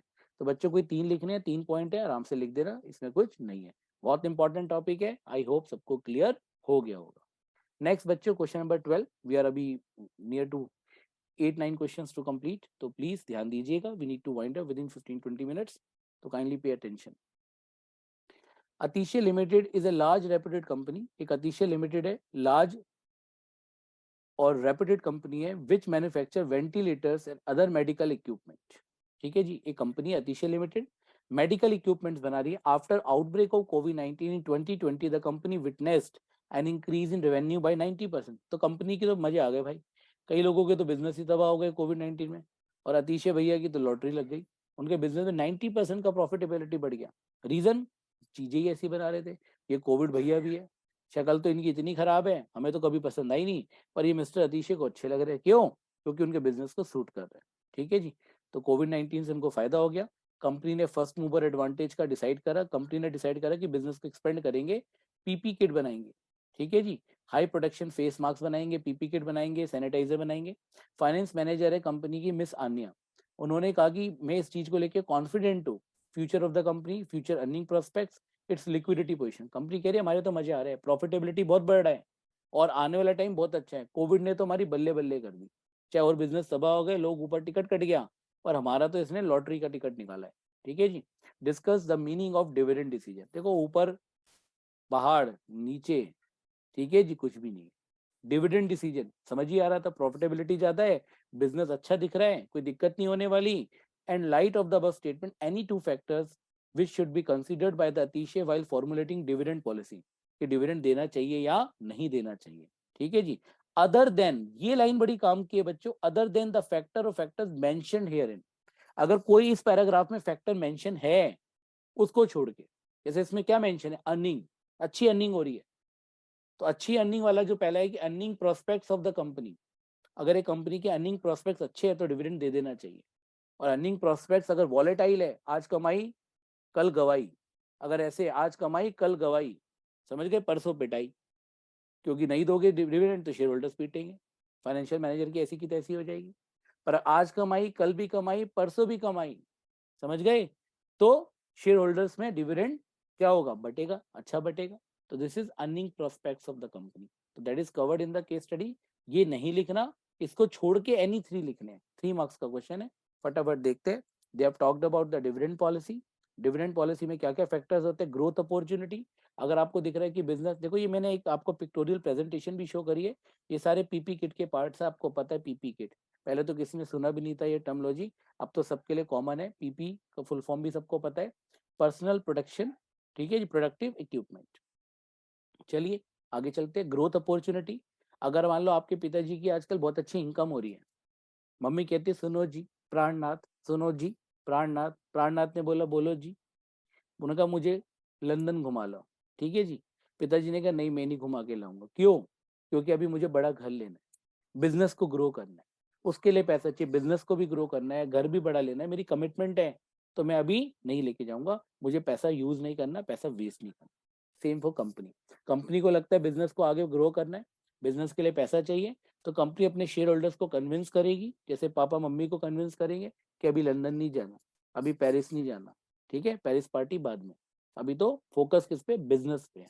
तो अगर बिजनेस ग्रो कर रहा है तो बिजनेस के लिए पैसा चाहिए, तो certainly what you people will do, भाई अभी डिविडेंड नहीं दोगे, company will avoid giving dividend, और company will give lesser amount of dividend, that is growth possibility. अगर आपको ग्रोथ नहीं दिख रही, बिजनेस स्टैटिक है, अच्छा प्रॉफिट हो रहा है, तो अपने शेयर होल्डर्स को खुश करने के लिए क्या दे सकते हो, डिविडेंड दे सकते हो। क्लियर है बच्चों? चले आगे, कैश फ्लो पोजीशन। अब डिविडेंड प्रॉफिट होना और कैश फ्लो होना दोनों अलग चीज है, प्रॉफिट एक्रूअल बेसिस पे होता है अकाउंट, कैश फ्लो मतलब रोकड़ा, आपने माल बेच दिया करोड़ों का और जेब में फूटी कोड़ी नहीं, क्योंकि सब उधार पर है। जब तक डेटर पैसे नहीं देंगे, जेब में पैसा नहीं होगा, पैसा नहीं होगा तो क्या करोगे भाई? दिखाने के लिए कंपनी का प्रॉफिट करोड़ में है पर बैंक अकाउंट खाली पड़ा है। ऐसे मैंने देखे बहुत सारे लोग रियल लाइफ में करोड़ों रुपए कमाते हैं पर कभी भी फोन आ जाते हैं, अरियंत भाई 50,000 पड़े हैं क्या? अरे भाई क्यों मजाक कर रहे हो, तुम करोड़ों रुपए कमाने वाले हो और तुम मेरे से पैसा मांग रहे हो, क्यों मांग रहे हो? क्योंकि उनका पैसा सारा फंसा पड़ा है। तो अगर ऐसी कंपनी की हालत है कि प्रॉफिट तो अच्छा है पर कैश फ्लो टाइट है, कैश नहीं है, तो company will hesitate giving dividend to shareholders. Clear बच्चों? तो डिविडेंड देने के लिए पैसा होना चाहिए, प्रॉफिट होने के साथ साथ कैश का जनरेशन होना चाहिए। अगर कैश नहीं है तो डिविडेंड डिक्लेयर तो कर देगी पर डिविडेंड डिस्ट्रीब्यूट नहीं कर पाएगी। क्लियर बच्चों? एक्सेस टू कैपिटल मार्केट, अगर एक कंपनी को लगता है बाजार में आसानी से हमें पैसा मिल जाएगा और कंपनी को प्रॉफिट हो रहा है तो कंपनी डिविडेंड बांट देगी, क्योंकि प्रॉफिट होकर डिविडेंड बांट भी दिया और फ्यूचर में कंपनी को कैपिटल का रिक्वायरमेंट होता है तो कंपनी फाइनेंशियल मार्केट में जाएगी, जो नेक्स्ट चैप्टर पढ़ोगे, शेयर इशू करेगी, डिबेंचर इशू करेगी, पैसा इकट्ठा कर लेगी आसानी से।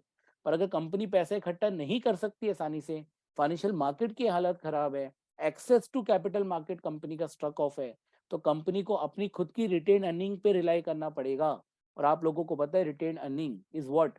Plugging back of profit. The best source of business finance is what? Retain earning. याद आ गया?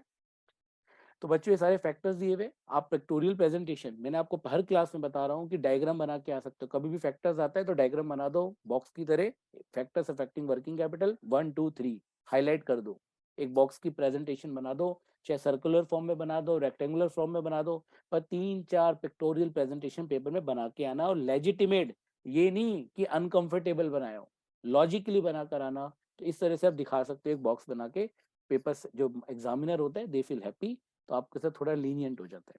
और नीचे लिखा है factors covered not covered, covered in the question not to be written, जो नहीं लिख रहा है amount of earning, that is earning prospects, ये नहीं लिखना है, ये लिखोगे तो मार्क्स नहीं मिलेंगे, क्योंकि क्वेश्चन में मेंशन था कि जो मेंशनड है उसके अलावा बताने any three.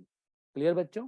Question number 13, which decision is concern with rising of finance using share holders. यहाँ पर वर्ड आ रहा है राइजिंग ऑफ फाइनेंस, ठीक है, फाइनेंसिंग डिसीजन की बात हो रही है कि शेयर होल्डर्स का फंड या बोरोड फंड, कौन सा decision is concern. Identify the descriptive financing financial decision involve in this. कई बच्चे ना फाइनेंशियल डिसीजन पढ़ के फाइनेंसिंग समझ लेते हैं, फाइनेंशियल डिसीजन और फाइनेंसिंग डिसीजन में फर्क है। फाइनेंशियल डिसीजन में तीनों आते हैं एफडीआई, अगर पैसा लेने की बात हो रही है, होली प्रोक्योरमेंट की बात हो रही है तो फाइनेंसिंग है, उसको डिप्लॉय यूज करने की बात हो रही है इन्वेस्टिंग है, डिविडेंड बांटे ना बांटे उसकी बात हो रही है तो डिविडेंड डिसीजन है। यहाँ पर बोले विच फाइनेंशियल डिसीजन, तो बच्चों को पता नहीं क्या IQ लेवल होता है, कुछ बच्चे मजे मजे में पेपर अटेम्प्ट करते हैं, पता नहीं रात की नींद का साइड इफेक्ट होता है या एक्स्ट्रा कॉफी पीने का साइड इफेक्ट होता है कि फाइनेंशियल डिसीजन मतलब फाइनेंसिंग। अरे भैया ऐसा मत करना प्लीज, हम्बल रिक्वेस्ट है, आप छोटे भाई बहन हो, ऐसा मत करना। फाइनेंशियल डिसीजन बोले तो may be investing, may be financing, may be dividend, with respect to what has been asked in the question. Here they are talking about raising of finance using shareholders or debentures, the shareholders fund or borrowed fund. That means they are talking about financing decision, not investing or dividend. I hope clear to you. तो they have talked about financing, financing का मतलब procurement, कि कैसे इकट्ठा करेंगे, share issue करेंगे, debenture issue करेंगे, share issue करेंगे तो डिविडेंड देना पड़ेगा, डिबेंचर इशू करेंगे तो इंटरेस्ट देना पड़ेगा, interest on debenture charge against profit होता है, देना ही पड़ता है, पर टैक्स सेविंग होता है क्योंकि एक्सपेंस होता है, और शेयर्स पे डिविडेंड देना होता है, डिविडेंड जब देंगे जब प्रॉफिट होगा। तो आपको पता है कब शेयर होल्डर्स फंड अच्छा है, कब डिबेंचर अच्छे है। ठीक है जी, this is what financing decision.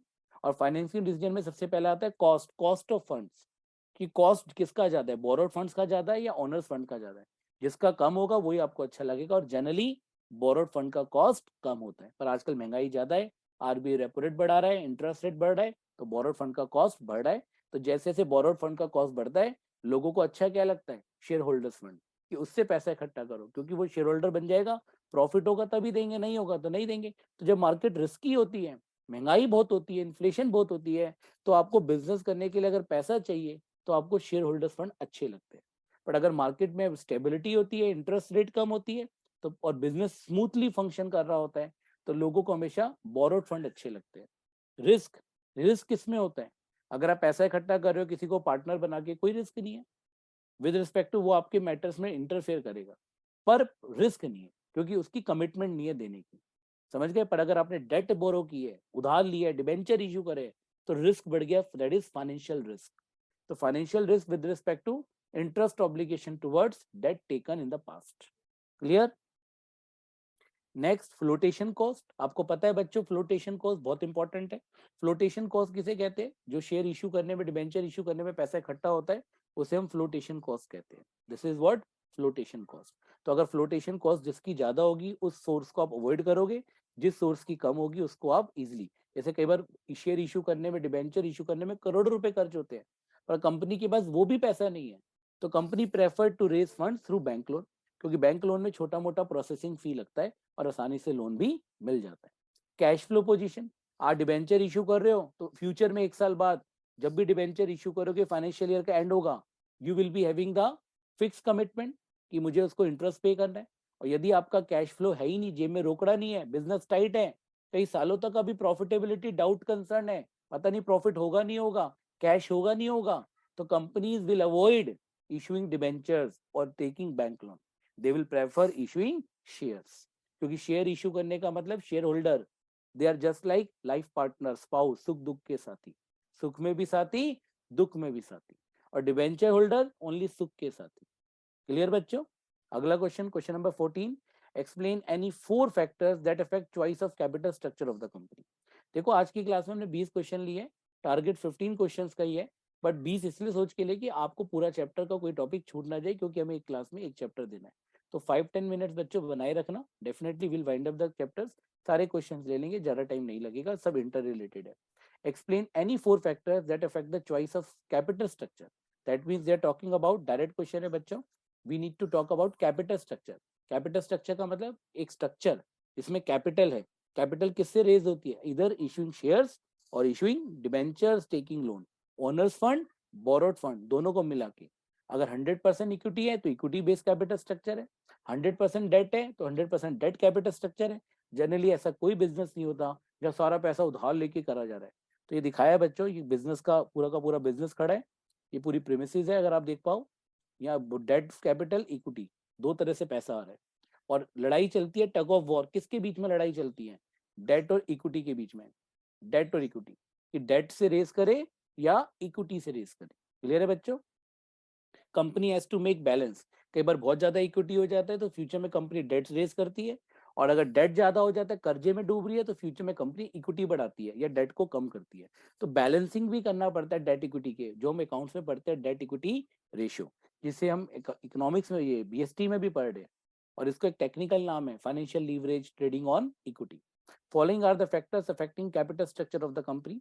पहला है कैश फ्लो पोजीशन, ये कैश फ्लो पोजीशन, अगर आपका भविष्य में कैश अच्छा आएगा, आपको पता है कैश अच्छा आएगा, तो आप डेट बोरो कर सकते हो, पर आपको पता है कैश फ्लो आपका टाइट है, पता नहीं आएगा नहीं आएगा, कैश जनरेट होगा नहीं होगा, it will take long time to generate cash, या स्टेबिलिटी ऑफ कैश फ्लो नहीं है, you will avoid debt, you will taking loan, और you will issuing shares by you will raise the funds by issuing of shares, not through issue of debentures or taking bank loan।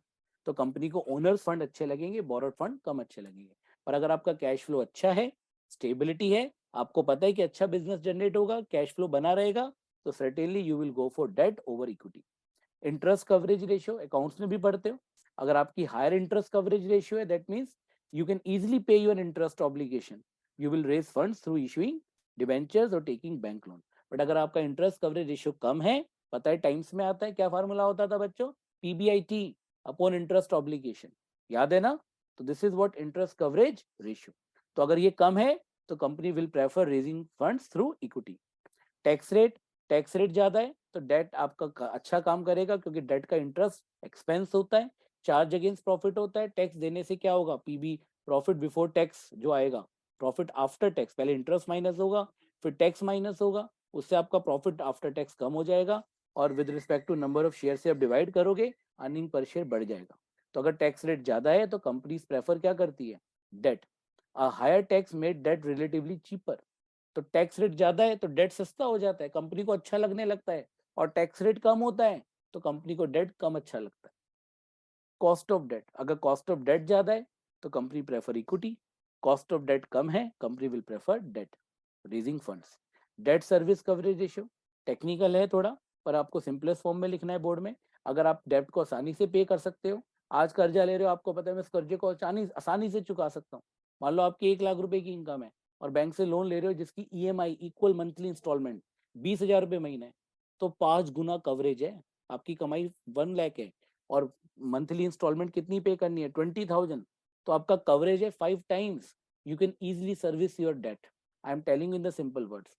तो you can raise fund through debt. पर अगर आप 1 लाख रुपए का उधार ले लो, bank से एक ऐसा लोन ले लो जिसकी ईएमआई 1 लाख रुपीज है और 1 लाख रुपए ही आपकी कमाई है, तो जितना कमाओगे वो तो सारा बैंक में चला जाएगा। तो क्या घास खाओगे या मंदिर के बाद लंगर खाने जाओगे भंडारा? पॉसिबल नहीं है ना। This is what date service coverage ratio. Flotation cost यहाँ पर भी आ रहा है, वी हैव डिस्कस्ड ऑलरेडी। अगर ज्यादा फ्लोटेशन कॉस्ट होगी किसी की तो वो इंस्ट्रूमेंट आप अवॉइड करोगे, वो यूज करोगे जिसका फ्लोटेशन कॉस्ट कम है। रिस्क कंसिडरेशन, अगर आप ज्यादा डेट लेते जाओगे तो ज्यादा रिस्क बढ़ता जाएगा। बिजनेस में 2 रिस्क होते हैं, business risk, financial risk. Business risk होता है काम चलेगा नहीं चलेगा, और फाइनेंशियल रिस्क होता है डेट से, क्योंकि ज्यादा डेट होने से इंटरेस्ट ऑब्लिगेशन बढ़ जाएगा और आपको, चाहे आपको प्रॉफिट हो चाहे आपको लॉस हो, आपको हमेशा इंटरेस्ट पे करना पड़ेगा। तो इतना रिस्क कवर करो जितना बॉडी झेल पाए। ज्यादा रिस्क कर लोगे तो आपकी बॉडी उसको सफर बियर नहीं कर पाएगी और बिजनेस में phase winding up situation. Flexibility, ऐसा कैपिटल स्ट्रक्चर बनाओ फ्लेक्सिबिलिटी हो, बैलेंसिंग। डेट ज्यादा हो गया तो डेट को या तो कम कर दो या इक्विटी बढ़ा दो ताकि बैलेंस हो जाए। डेट इक्विटी रेशियो 2:1, याद आ रहा है? और अगर इक्विटी ज्यादा है तो डेट बढ़ा लो, बैलेंस करके रखा है। फिर अपने जो कॉम्पिटिटर्स हैं, जो लिंक्ड बिजनेस है, उनका कैपिटल स्ट्रक्चर चेक करो।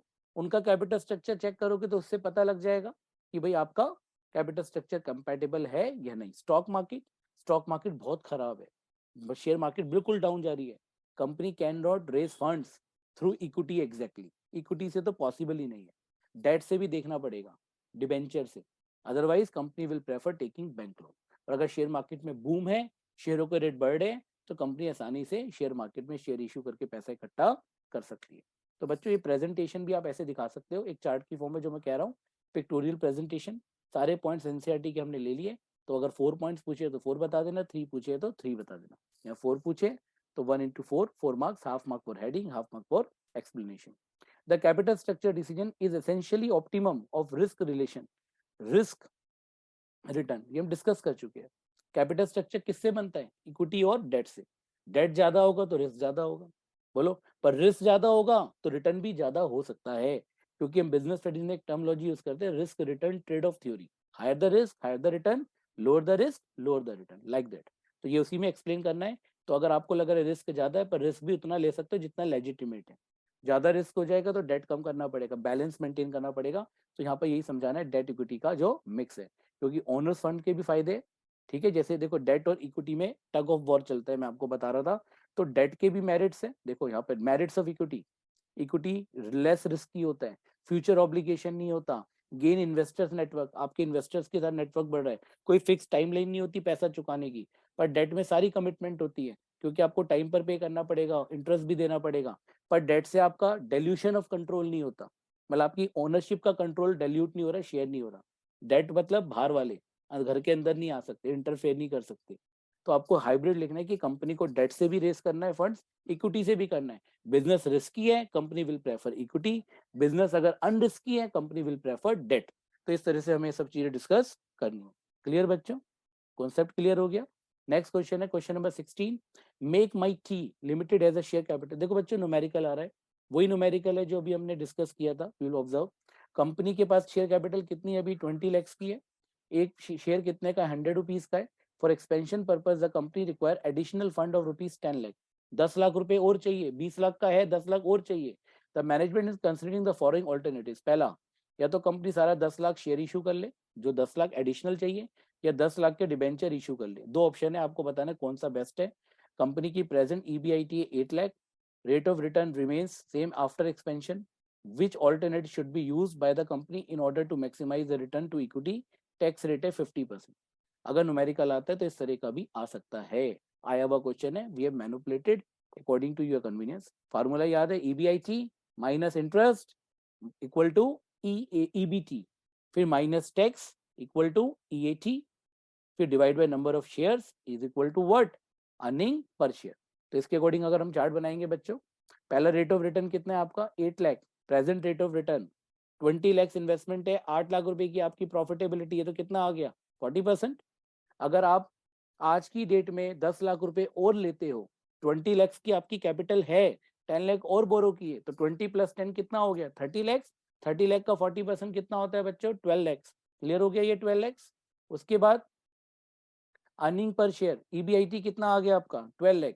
पहले केस में आपने सारा पैसा शेयर इशू करा है, शेयर इशू करा है तो इंटरेस्ट ऑब्लिगेशन है ही नहीं।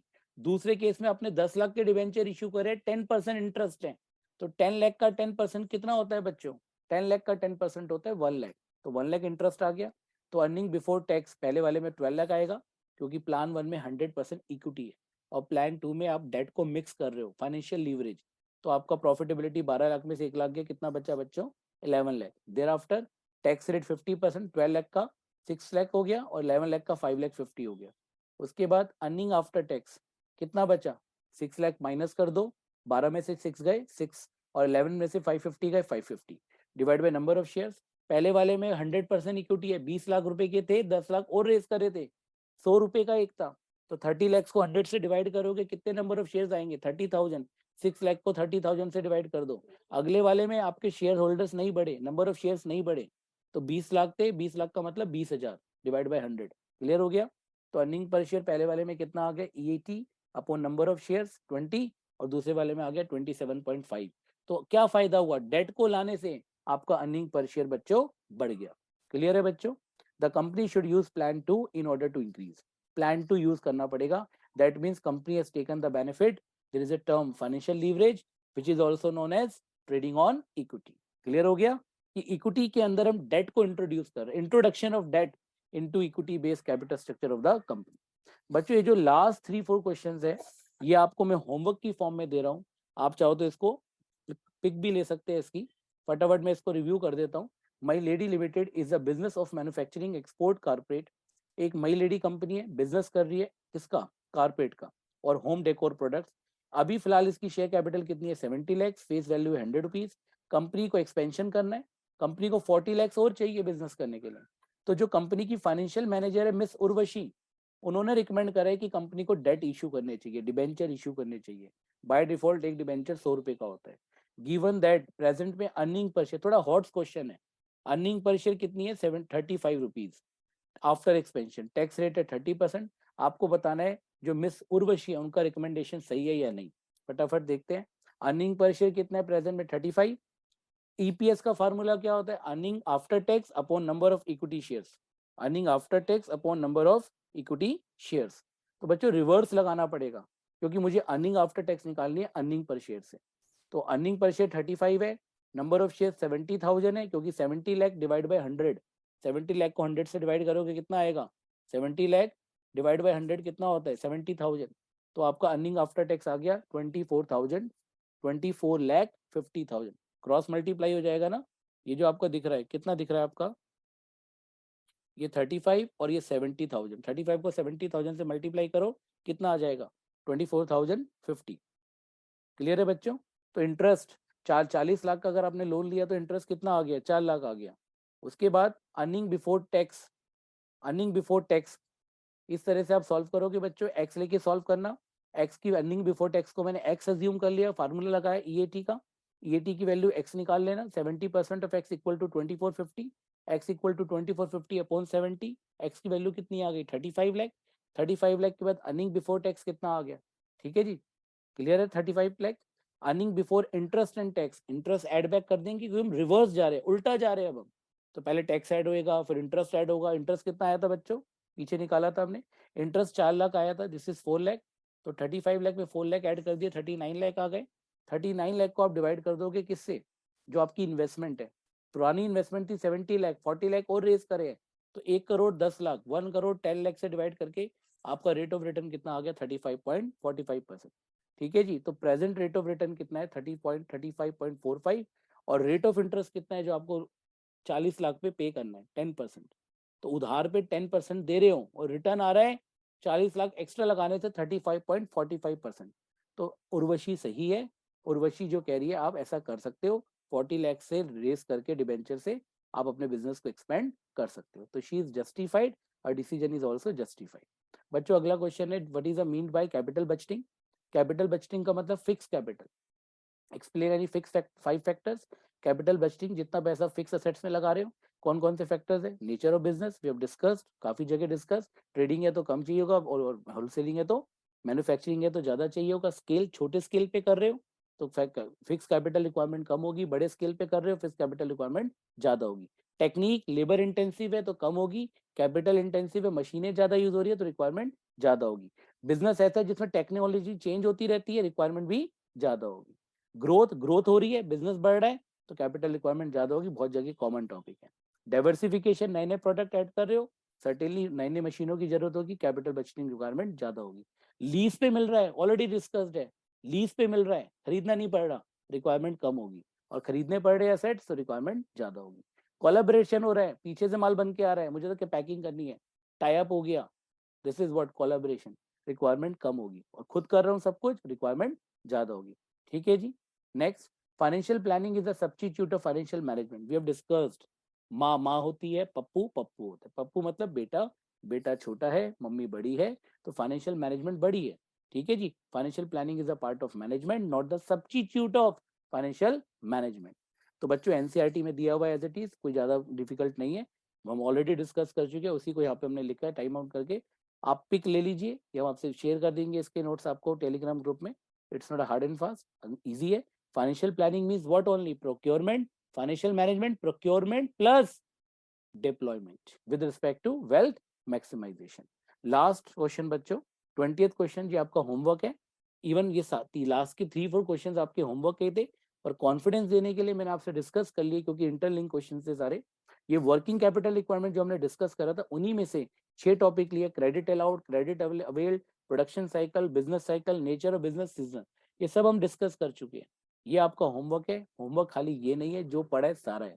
तो पूरा चैप्टर मैंने आपको रिवाइज करा दिया, न्यूमेरिकल्स भी कर लिए। पर याद रखना, जब बायबैक होगा, दोबारा बोल रहा हूँ, जब बायबैक होगा तो नंबर ऑफ शेयर्स कम हो जाएंगे, क्योंकि जनता में, आम जनता में, पब्लिक में नंबर ऑफ शेयर्स कम हो रहे हैं, ना कि बढ़ रहे। तो मान लो अगर 5000 थे और आपने 2000 बायबैक कर लिए, तो वो 3000 हो जाएंगे, 7000 नहीं होंगे। तो आई होप बच्चों आपको क्लियर हो गया होगा।